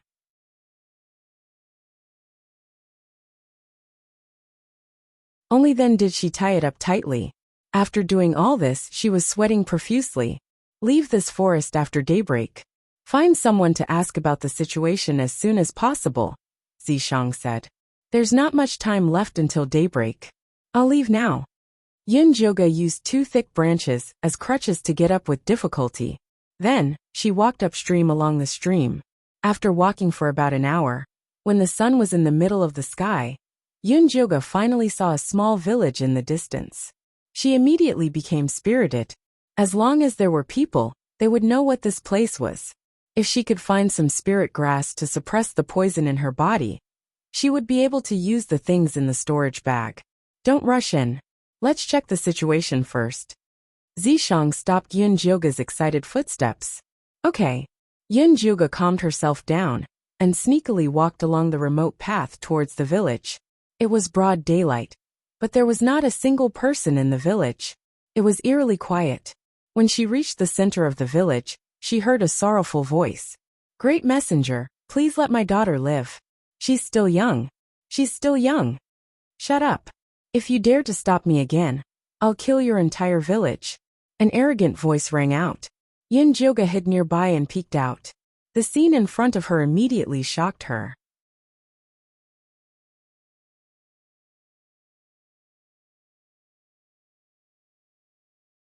Chapter 408. In the middle of the village stood a group of dark blue armed soldiers. In the middle was a black-robed, shifty-eyed middle-aged man. The black-robed emissary was holding onto an 8-year-old girl, with a sluggish expression, as if she had been hypnotized. In front of them was a group of villagers kneeling and begging for mercy. Among them, a village woman in tattered clothes was kowtowing and begging for mercy. From the looks of it, it was her child who had been kidnapped. Yin Joga was not surprised by the act of forcibly kidnapping a civilian girl. What surprised her was that these people looked very different from ordinary people. They all had light gray skin, slightly red eyes and light purple lips. Among these people, the villagers had the darkest skin, which was dark gray. Their lips were also very dark. The soldier's skin was brownish gray, while the black-robed emissary's was light gray. The 8-year-old girl's skin was slightly white, and her eyes were black and bright. She looked very similar to the humans outside. Although these people's strange skin made them look like they were terminally ill, their loud cries and curses showed that they were very healthy. Yin Joga looked down at her pale palms. Even though she still had a ptomaine face, she was much more normal than those natives. These people are strange. Don't come into contact with them. Let's leave this place first, Zishang said. Before figuring out the strangeness of this place, he would rather have Yin Joga hide in a corner and slowly wait for her injuries to heal than let her come into contact with these dangerous people.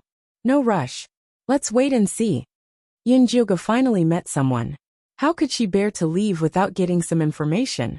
Sir Emissary, you don't have to care about these unruly people. Let's take this seed back first. The soldier leader said fawningly. They did not care about these unruly people. You guys do as you see fit. The black-robed emissary nodded. This time, the edict required him to collect 16 little girls. He had only completed half of the task. He still had work to do. Cui Cui. The skinny village woman saw her daughter being taken away and let out a heart-wrenching wail. Probably because the hearts of mother and daughter were connected, the originally sluggish little girl trembled and suddenly woke up. Seeing that her mother was blocked by a group of strangers, she let out a sorrowful scream. A gray aura suddenly rose from her dantian and spread throughout her body. Her originally fair skin began to turn gray, her eyes red, and her lips purple, just like her mother. Yin Joga's pupils constricted. She could clearly see that the little girl's body had suddenly exploded with a murderous aura. Could it be that the villagers also had murderous aura? If they were affected by the baleful aura, why didn't they die? Damn it. When the black-robed messenger saw the little girl's skin turn gray, he immediately raised his hand in rage and slapped the little girl away. Suetsue. Suetsue's mother scrambled over to pick up her daughter. Her heart ached as she looked at the gray blood oozing out of the corners of her mouth and nose. Lord Envoy, we've lost another good seed. What should we do? The leader of the soldiers was also anxious. This was the best seed they had found during this period of time. They didn't expect it to be contaminated at this critical moment. The black-robed emissary glared at the villagers with his triangular eyes. A vicious glint flashed across his eyes as he coldly spat out a line of words. Contaminated seeds must be washed clean with blood. Yes. When the soldiers heard this order, they immediately nodded. They drew out the long sabers from their waists and pointed them at the villagers. Lord, spare us! Lord, spare us! The villagers cried out in panic. Seeing that a massacre was about to begin, Yinjoga's heart skipped a beat. She wanted to stop this tragedy from happening. But now that her cultivation base had disappeared, she was weaker than a chicken. How could she have the ability to fight back? At this critical moment, a group of masked men in gray robes sped over from afar. Each of them wielded a chilling long sword. The moment they landed, they began fighting with the soldiers. It's the Revolutionary Army. The Revolutionary Army is here to save us. When the villagers saw the group of men in gray robes, they were instantly invigorated. Some of the strong men even picked up their weapons and joined in the battle. Both sides were in a mess. Unruly peasants, you're courting death. The black-robed emissary took out a black, withered claw and shot out a black-red beam of light at the villager, who was charging at the front. That villager cried out in pain, as he was instantly engulfed by the black-red beam of light. Magic weapon! Yinjoga nearly cried out. If there were magic weapons in this world, there should be cultivators too. If they were used well, there would be great benefits. After killing the villagers, the black-robed emissary revealed a smug smile. He wanted to use the same trick on those masked men in gray robes. However, a sword beam shot out from the leader's hand, chopping off the black-robed emissary's arm. The black-robed emissary let out a tragic cry. That withered claw and the magic weapon immediately fell to the ground along with his severed arm. They were snatched away by another gray-robed man. The situation was instantly reversed. The black-robed emissary and the soldiers were all killed. We can't hide the black-robed emissary's matter. You have to leave immediately. Otherwise, it will be too late when the imperial court sends troops to massacre the village. The leader of the gray-robed men said to the villagers. Bohoho! It's going to be winter soon. Where can we go? That's right.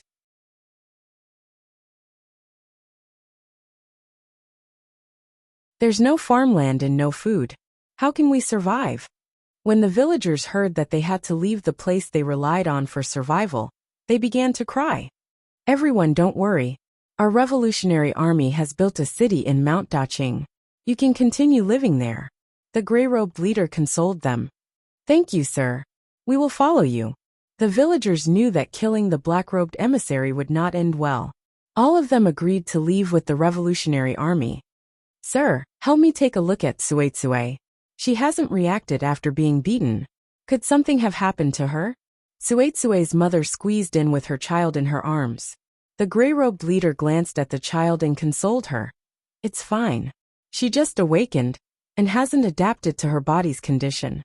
She will be fine soon. Thank you, thank you. Suetsue's mother finally felt relieved as she carried her child. Yinjoga shrank into a corner, guessing the relationship between seeds, awakening, emissaries, and the Revolutionary Army. Suddenly Zishang warned, not good. We've been discovered. Yinjoga was alarmed. She wanted to escape, but it was already too late. The gray-robed leader suddenly turned around and shouted, Who's there?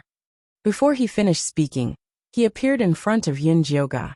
Then he looked at her and shouted in shock, Woman seed! What?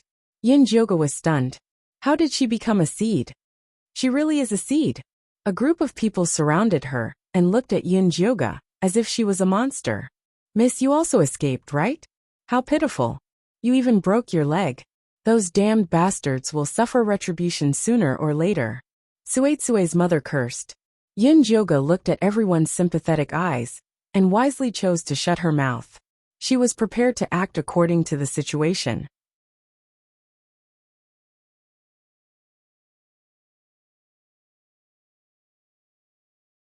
Chapter 409. Take her back and bandage her wounds, the leader in gray ordered. Don't be afraid. With the Revolutionary Army around, those bastards won't be able to find trouble with you. Suetsue's mother called a few women to help Yun Jioga into the house and started to clean her wounds. Yun Jioga saw that these women were efficient and took out the right herbs, so she obediently bandaged their wounds. Miss, do you not remember the past?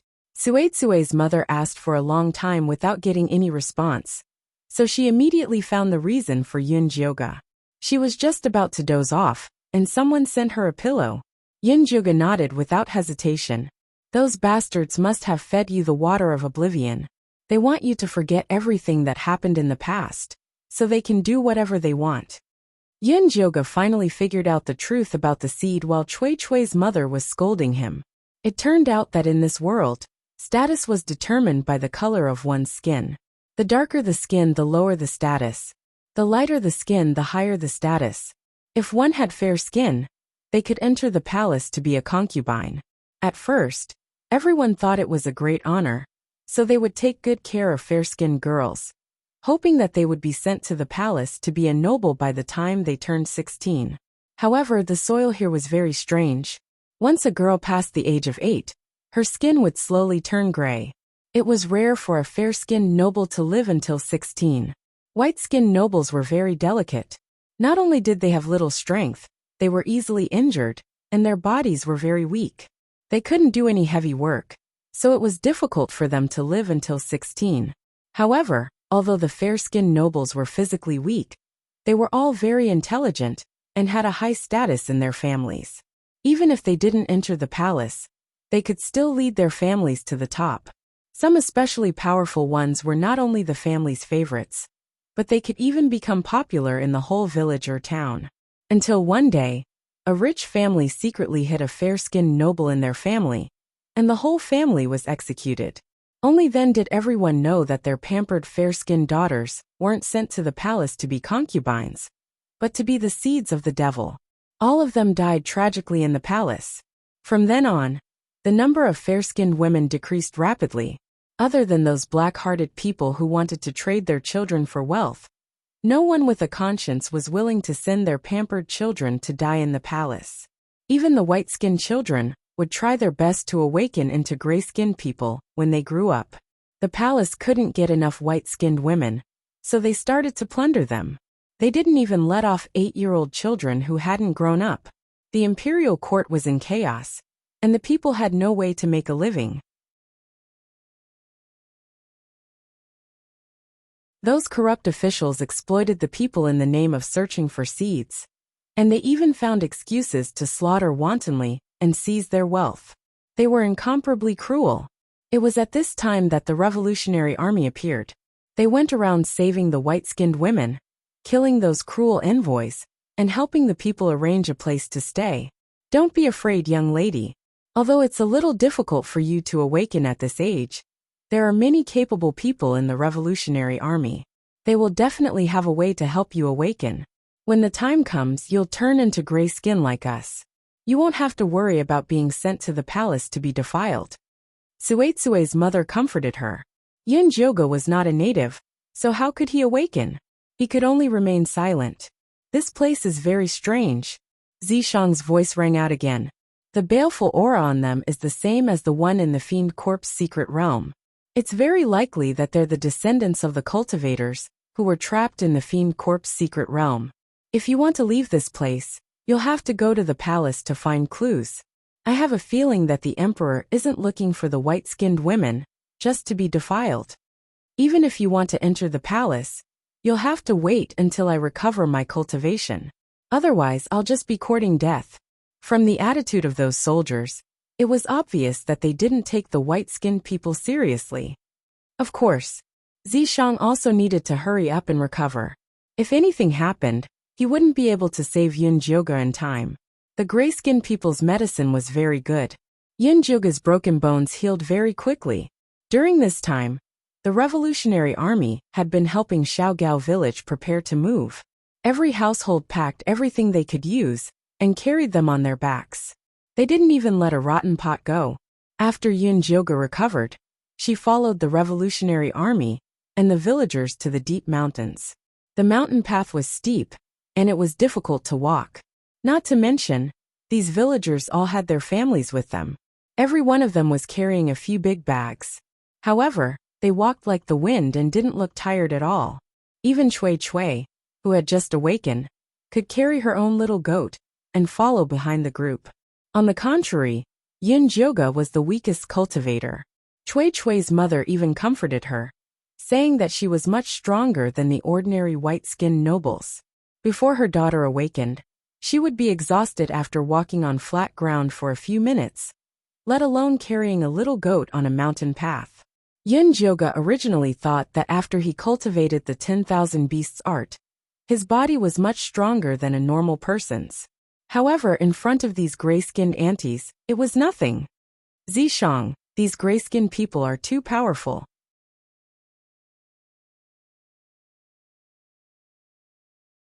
After awakening, they have great strength, never fall sick, and their reproductive ability is also very strong.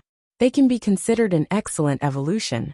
Why does the emperor here classify the gray-skinned people as inferior people and the white-skinned people as superior?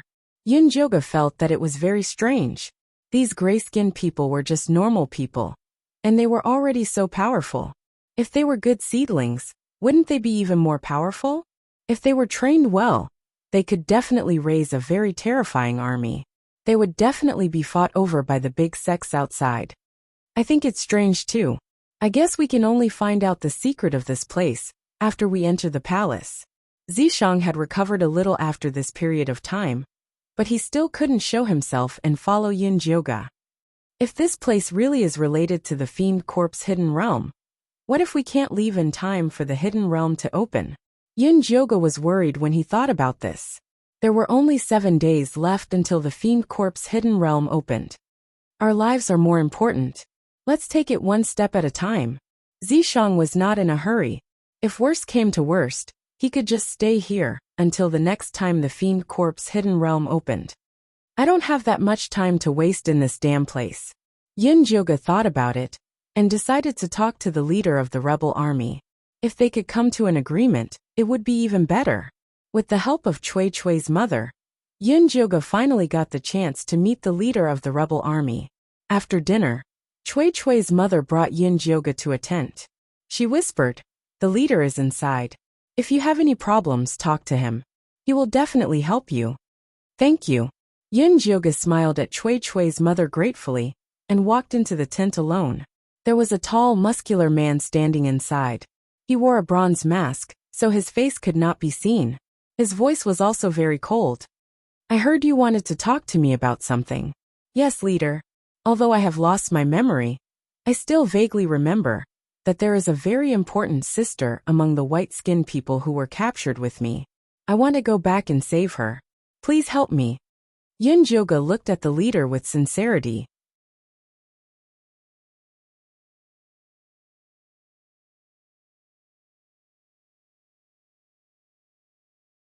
Chapter 410. You want to go back? The leader was taken aback. He had never seen a white-skinned woman who had escaped the clutches of a demon and then returned. "Yes."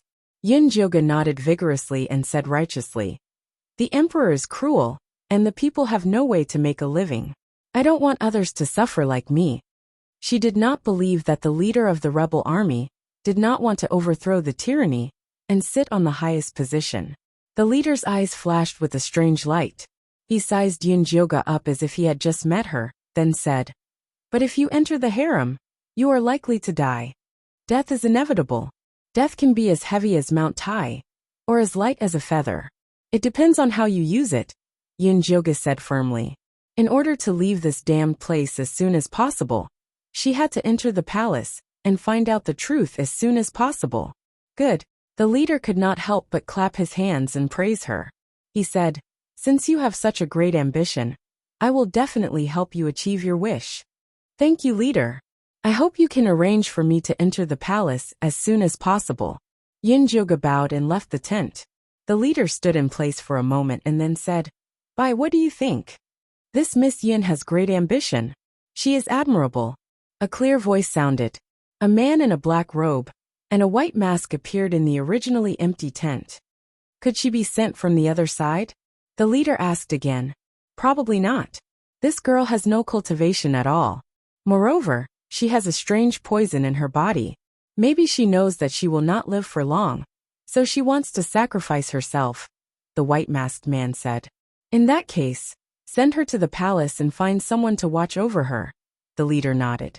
That lunatic had not obtained an adult seed for a long time. He would be very satisfied to see this Miss Yin. I'll follow your orders. The white-masked man bowed and left. In a tent not far from the leader, Yin Jioge was taking a nap. After the person watching her left, she called out to the mark. Zishang, have you found any clues? The leader's cultivation is in the foundation establishment stage.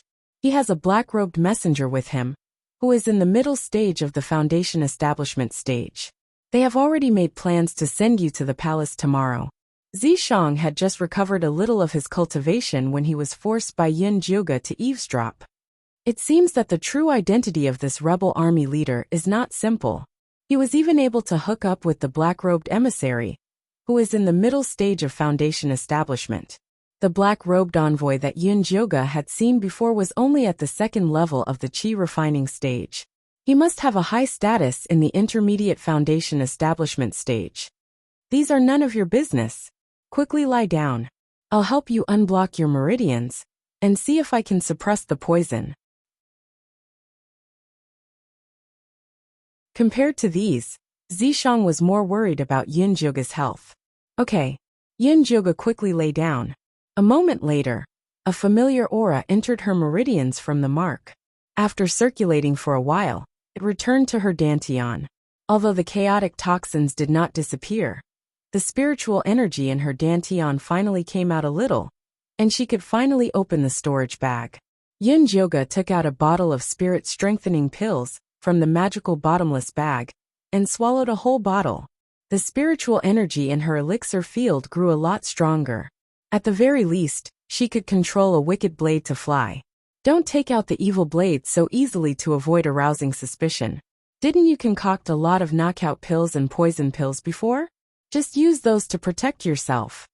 Zishang said. All right. Yin Jioge took out the knockout pills and poison pills and hid them well. She then asked Zishang, do you want to take some spiritual pills to replenish your energy? Your spiritual pills are useless to me. You'll be doing me a great favor if you rest well. As long as Zishang recuperated well in the mark, the recovery effect would not be worse than taking a spiritual pill. Okay, then I'll sleep. Yin Jioge was indeed tired, and she fell asleep quickly. Early the next morning, Yin Jioge was arranged to sit in a low-key carriage, separated from the villagers of Xiaogao village. In addition to the silent coachman, there was a short, chubby elderly lady with gray skin, who was dressed very well. Her cultivation was at the third level of the qi refining stage. The chubby elderly lady's eyes were not big, but they were very sharp. Ordinary people would not dare to look at them directly. Unfortunately, Yin Jioge was not an ordinary person, so she asked calmly, you must be the elderly lady sent by the leader to serve me. The word serve made the chubby elderly lady's eyelids twitch, but she still replied respectfully, my surname is Wang. You can call me Elderly Lady Wang. Elderly Lady Wang. Thank you for taking care of me along the way. Yin Jioge smiled faintly. She had recovered some of her cultivation, and she was not really going to enter the palace to sacrifice herself, so she did not think much of Elderly Lady Wang. Elderly Lady Wang had not seen a white-skinned woman like Yin Jioge for many years. She originally wanted to show her strength, but now she immediately changed her attitude and tried to please her. It turned out that the leader had arranged a fake identity for Yin Jioge. She was a noble lady from a small city with the surname Yin, and was specially sent to the palace in exchange for glory and wealth. Miss Yin, the Great Zhou dynasty has not seen a white-skinned noble lady like you for a long time. You will definitely be appreciated by the emperor this time. Elderly Lady Wang smiled flatteringly. What kind of person is the current emperor? Yin Jioge asked curiously.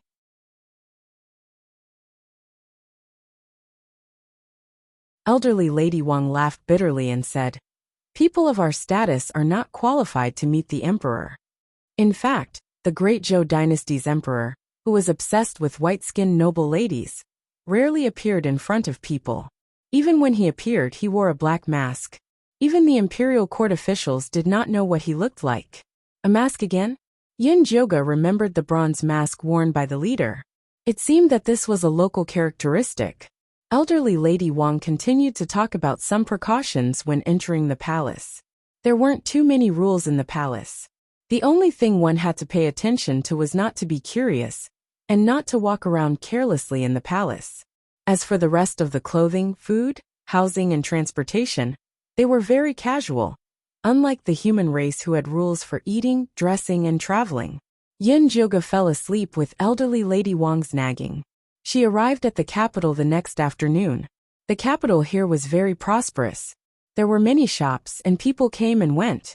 Most of the well-dressed people had light gray skin, but all of them were wearing makeup. It was indescribably strange. Although Yin Jioga was a white-skinned person, she could not enter the palace directly. She had to report to the camp of the black-robed messenger. The leader of the black-robed messenger was an old man with graying temples, who was at the 12th level of the qi refining stage. When he saw Yin Jioga, his eyes lit up as if he had seen a treasure. He said in disbelief, "Such a good seed." After that, he wanted to pull her sleeve to see if she was really a white-skinned person. Presumptuous. Yin Jioga avoided the black-robed messenger and said to elderly Lady Wang in displeasure, "Why did you send me to such a strange place? I didn't expect it to be like this. Please forgive me, young Mississippi." Elderly Lady Wang quickly begged for mercy. Then she turned to the black-robed messenger and scolded him rudely. "How dare you offend a noble lady?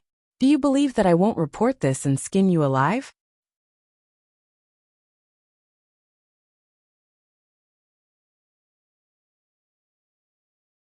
Chapter 411. Old slave, how dare you be so impudent in front of me? Do you want to die? The black-robed leader's face was dark. He had relied on killing and robbing to obtain the white-skinned people, so he was used to being unreasonable in front of them. This was the first time he had met someone who was even more unreasonable than him. "I think you're the one who doesn't want to live. It's because of your villain's misdeeds that there are fewer and fewer fair-skinned nobles. You should be thrown into prison." Mammy Wang scolded with her hands on her hips. "Men, take her down." The black-robed leader wasn't a pushover either. He immediately ordered his soldiers to take down Granny Wang, so that he could make an example of Yin Jioga. "Let's see who dares touch her." Yin Jioga took a step forward and stood in front of Granny Wang. He was so domineering that none of the soldiers dared to approach. "How dare you? Don't think that I'm afraid of you just because you're a white-skinned person. If you don't move, I'll capture you as well." A fierce light flashed in the black-robed envoy's eyes. Although this seed was very rare, she was too unruly. If she really became the leader, the black-robed envoy group would have a hard time dealing with her. After all, searching for the white-skinned people was a good job. Every time they went on a business trip, they could earn quite a bit of money. How could they let someone ruin it? The soldiers had done many bad things with the black-robed envoy, so they didn't dare disobey their leader's orders. They immediately raised their blades and approached Yin Jioga. Yin Jioga placed his hand on his waist and was about to sprinkle the knockout drug when he heard Granny Wang suddenly shout, "Murder! The black-robed envoy wants to kill the white-skinned nobles." "Old slave, shout all you want. Let's see who dares to interfere," the black-robed leader said fiercely. Unexpectedly, just as he finished speaking, there was a commotion at the camp's entrance. A tall and mighty man in golden armor, with a dark gray face, rushed in with a group of soldiers. They immediately took down the soldiers who were threatening Yin Jioga.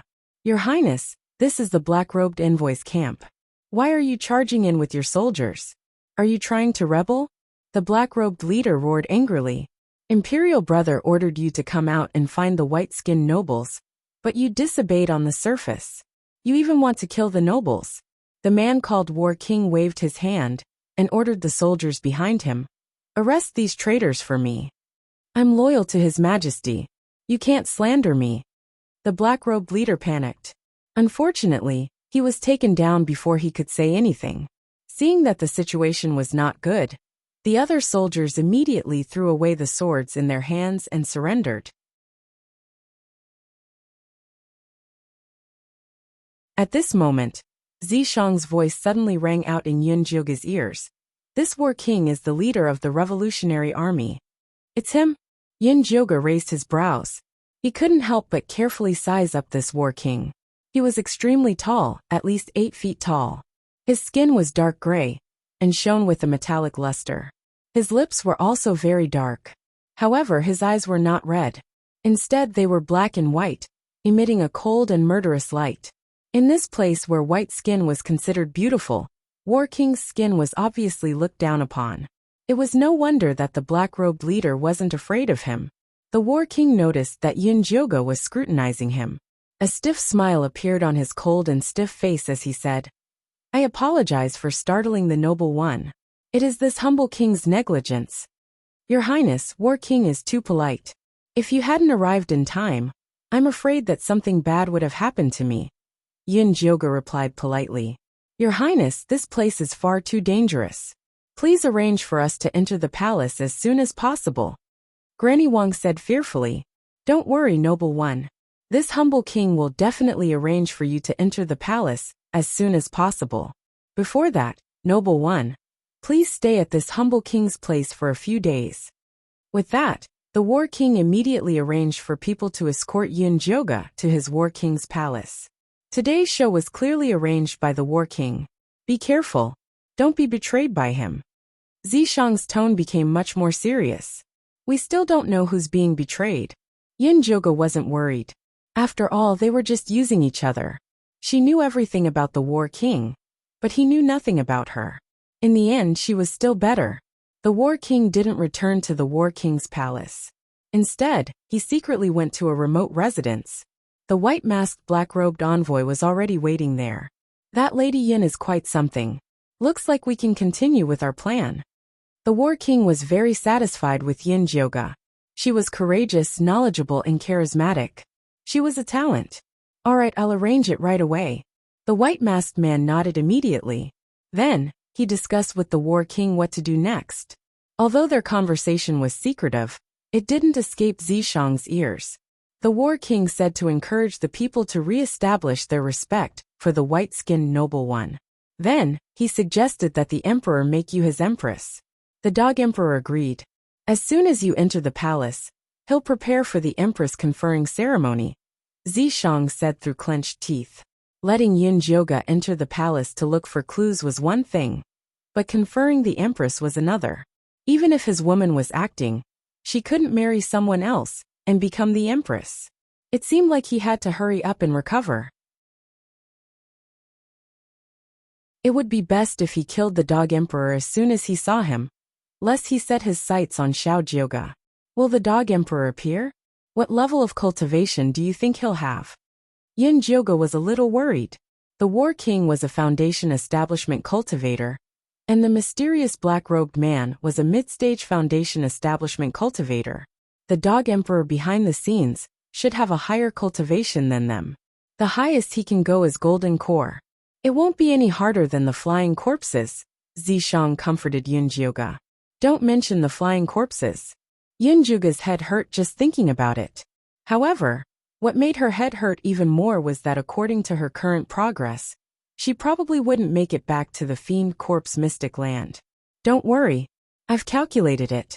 Time here is slower than outside. We can still make it if we leave in a month. Zishang realized that the time here was very strange. It was probably affected by the killing intent. A month is not a problem. Yun Jioga finally relaxed and focused on waiting to enter the palace. The War King didn't make her wait too long. The next afternoon, the palace sent someone to pick her up. She immediately moved into the Chushio Palace that represented the position of the empress.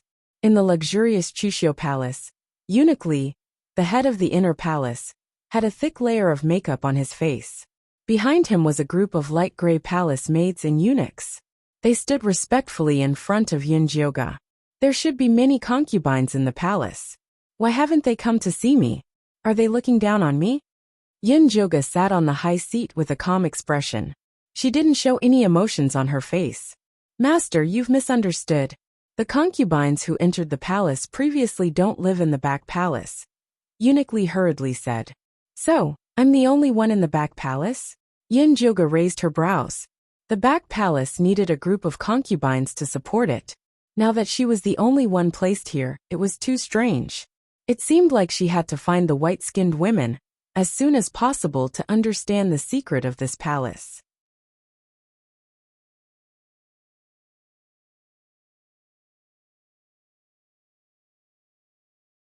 Chapter 412. Master, please calm down. This is His Majesty's will. I don't dare to speculate. Eunuch Li said in fear and trepidation. All right, I'm a little tired. You can all leave. Yunjoga couldn't get anything out of Eunuch Li, so she waved her hand to let them leave. Miss, we haven't started talking about the rules of the palace. Eunuch Li looked at Yunjoga carefully. He had been the head eunuch of the harem for more than 20 years and had seen countless white-skinned women. However, this was the first time he saw a white-skinned noble with such a strong aura as Yunjoga. He always unconsciously bowed and groveled in front of her, as if he was seeing the emperor. Isn't it just being obedient and not going out? Don't worry. I won't leave Chushio Palace before His Majesty summons me. Yunjoga said impatiently. Since you know what to do, I won't say anything more. The rules of the palace are that no one can leave without permission after dark. If you need anything, please bear with it, and send someone to inform me the next day. Eunuch Li couldn't help but mention. Eunuch Li, don't worry. I understand these rules. I will never let anyone leave the palace at night. Yunjoga was so resolute that no one dared to question her. In that case, I'll leave first. Eunuch Li saw that Yunjoga was a sensible person, so he didn't stay and annoy her. However, when he left behind 4 senior palace maids, 8 junior palace maids, and 6 eunuchs to serve Yunjoga. After Yunjoga handed these people over to Granny Wang, she went to the inner hall to rest. Granny Wang was very excited when she saw that Yunjoga trusted her so much. She immediately started to arrange everything in Chushio Palace. In the dead of night, the junior palace maid on night duty in Chushio Palace quietly yawned. She was immediately pinched by the older palace maid and warned her with a look to wake up. The junior palace maid shrunk her shoulders and immediately perked up, waiting for the noble sleeping in the inner hall to summon her. In the inner hall, Yunjoga, who was sleeping soundly, slowly opened her eyes. She moved her fingers slightly, and a faint green smoke floated out. The 2 palace maids guarding outside yawned heavily and slowly closed their eyes. Even the eunuchs in the side hall fell into a deep sleep.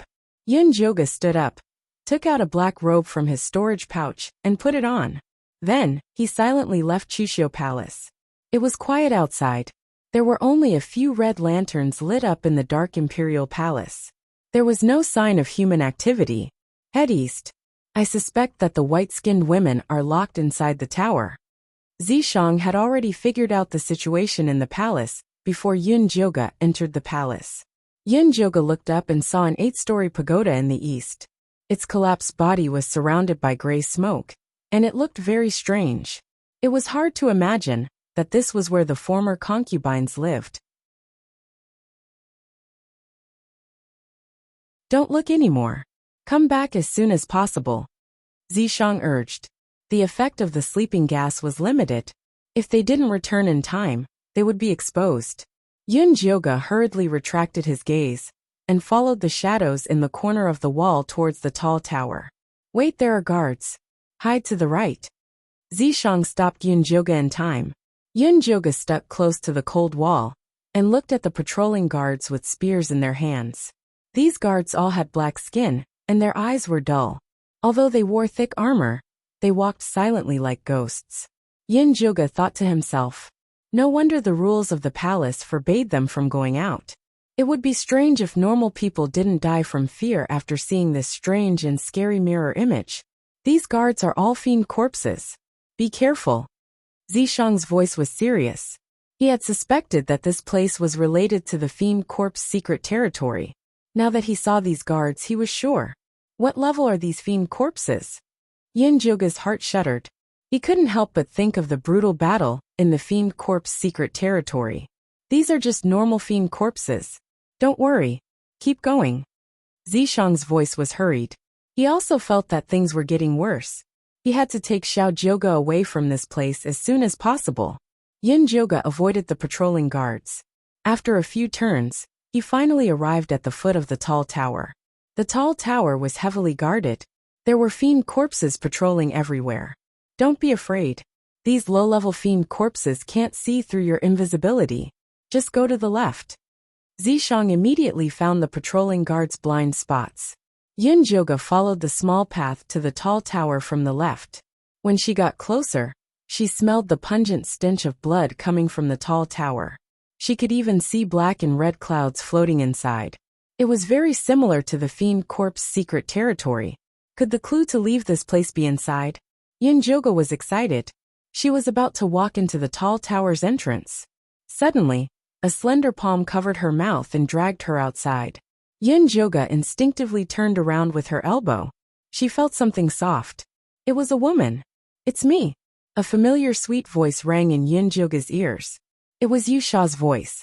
Yin Jioga stopped resisting and left the tall tower with Yusha obediently. The hand on her mouth finally let go. Yin Jioga turned around and saw Yusha standing behind her in her maid's attire. Her skin was light gray, her eyes were slightly red, and her lips were light purple. She looked exactly like the gray-skinned man. Yin Jioga was about to ask, but Yusha made a shushing gesture. This isn't the place to talk. Follow me. After that, she led Yin Jioga away from the patrolling guards and left the tall tower. They came to a pear garden not far from Chushio Palace.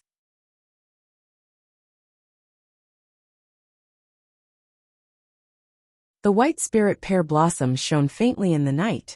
Unfortunately, the entire pear garden was empty. No one dared to come out and admire it. All right, we can talk here. Yusha looked around and finally breathed a sigh of relief. Yusha, why are you here? And why are you a gray-skinned man? Yin Jioga asked quickly. I was severely injured when I fell down with you guys. My skin turned light gray after I absorbed the malevolent energy here. I looked everywhere for you but couldn't find any clues. I guessed you'd come to the Imperial Palace, so I snuck in. When Yusha heard that a white-skinned nobleman was living in Chushio Palace today, she had a premonition. However, she couldn't go in during the day, so she could only sneak out at night.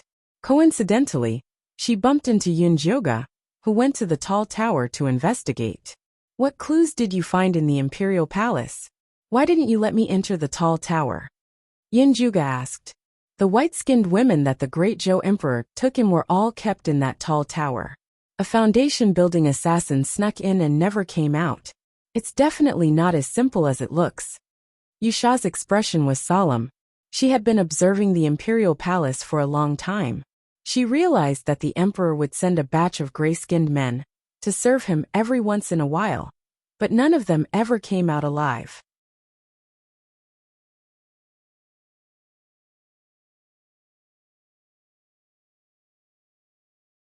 Chapter 413. No wonder the guards outside are so weak. Yin Jioga felt that something was wrong, but she didn't take it to heart, because she looked down on these normal guards. Oh yeah, where's Zishang? He's not dead, is he? Yusha asked with a tinge of joy in her voice. He's fine. It's just that it's not convenient for him to show himself now. Yin Jioga glared at Yusha. Zishang sneaked his divine consciousness into the tower when she approached it. He probably hadn't regained his senses yet. Oh, alright. Tell him to pay more attention to the murderous aura in this palace. I have a feeling that there's a formation hidden in this palace, but I just can't figure it out. Although Yusha's injuries were healed, her cultivation level was suppressed. Plus, she wasn't as knowledgeable about runes as Zishang, so she couldn't find any clues. I understand. Yin Jioga nodded solemnly. Before she figured out the situation in the tower, she wasn't going to take the risk. Also, I heard that His Majesty is going to Chushio Palace to see you tomorrow. Be careful and don't expose yourself. It's best if you hide your cultivation level, Yusha said. I haven't recovered my cultivation level, so it's easy to hide it. Don't you find it weird to see me like this? Yin Jioga was a girl now. Most people would find it weird when they saw someone they were familiar with suddenly changing from a man to a woman. Not bad. You're beautiful. Yusha felt it was a pity that she couldn't leave this girl's body for a while. She wondered if Lady Goddess was willing to play with her. People from the mixed evil sect were really brave. Did Yunjoga give in? Seeing that it was getting late, she said to Yusha, "It's getting late. I'm going back to Chushio Palace." "All right. I'll look for you if something happens." Although Yusha was reluctant to leave, she still sent Yunjoga back. Yunjoga returned to the inner palace of Chushio Palace quietly. After she laid down, she rubbed her fingers together, and a white smoke floated out. The two sleeping maids' breathing quickened. "Someone, I want some water." Yunjoga stood up and called out. The two palace maids woke up instantly. When they realized that they had accidentally fallen asleep, the younger palace maid was a little flustered. The elder palace maid was still very calm. She walked into the inner hall unhurriedly and asked Yunjoga, "Miss, do you want to drink hot or lukewarm?" "Warm. I don't want tea. I want plain tea." Yunjoga was not used to the tea here. "Yes." A moment later, a cup of warm water was placed in an exquisite white porcelain cup and handed to Yunjoga. Yunjoga took a sip and asked, "What time is it now?" "It's already the hour of the dog. There are still 2 hours before daybreak. If you are hungry, there are snacks and hot porridge in the small kitchen. Would you like to have some?" The first palace maid asked considerately. "No, I'll sleep a little longer. Wake me up at dawn."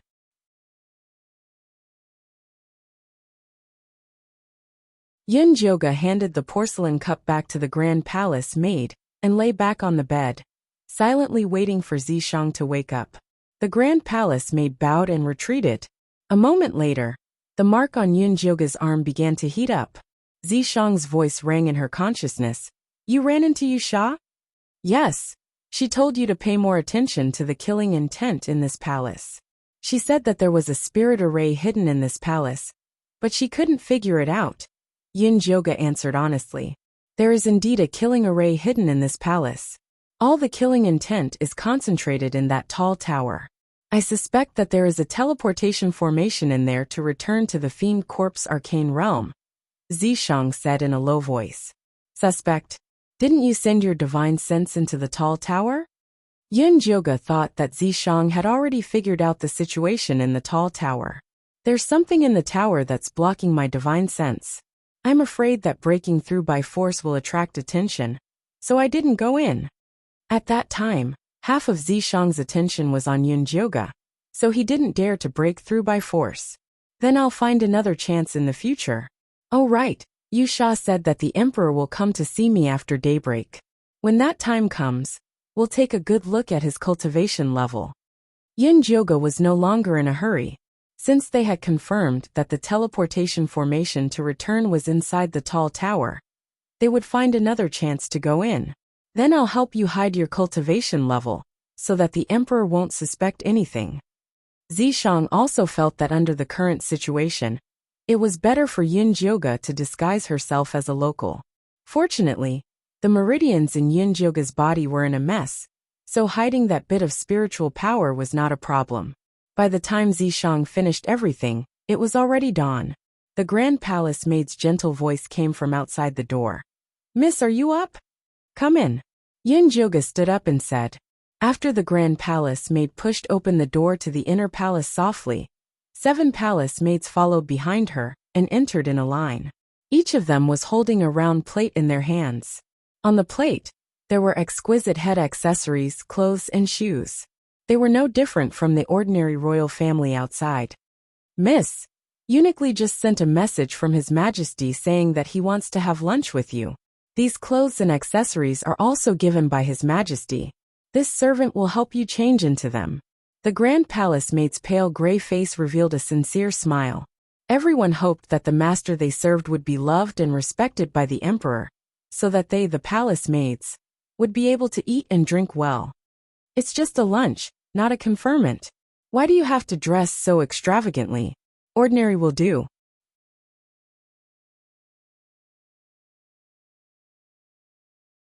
Yunjoga glanced at the red gemstone noodles that weighed at least a dozen caddies and rejected them decisively. But this was given by His Majesty.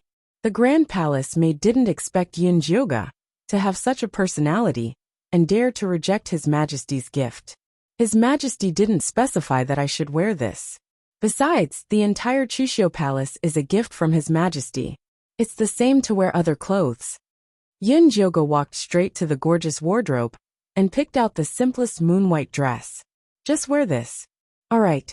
The Grand Palace maid didn't dare to disobey Yun Jioga's order. After helping her change into the dress, she combed her hair into the simplest bun and tied it with a hair tie of the same color. Yun Jioga ate her breakfast and waited in Chushio Palace for the emperor's arrival. At noon, she heard Eunuch Li's shrill voice coming from outside. His Majesty has arrived. Yun Jioga walked to the palace gate surrounded by the palace maids and saw a tall, pale, and handsome young man dressed in a dragon robe walking toward the palace gate. Yun Jioga didn't want to stare at the emperor, so she bowed slightly and asked Zishang in her heart, "How is it? Can you tell what the emperor's cultivation level is?" "No, this emperor looks like an ordinary person. He doesn't have any cultivation level." Zishang's voice was filled with doubt. Logically speaking, this emperor couldn't be an ordinary person if he could make a foundation establishment war monarch so afraid. Could it be that the emperor had concealed his cultivation level? Or was the person in front of him not the emperor himself, but a substitute? For some reason, Zishang felt that this emperor was somewhat familiar, as if he had seen him somewhere before, but he just couldn't remember. You're tuning in to the Li Mei's Sword of Destiny YouTube channel. We're so grateful for your support, and don't forget to subscribe to join us on this incredible journey through captivating stories. Your generosity through donations truly makes a world of difference, as it's the primary source of revenue that allows me to expand and enhance this channel for you. Thank you from the bottom of my heart for being a part of this adventure.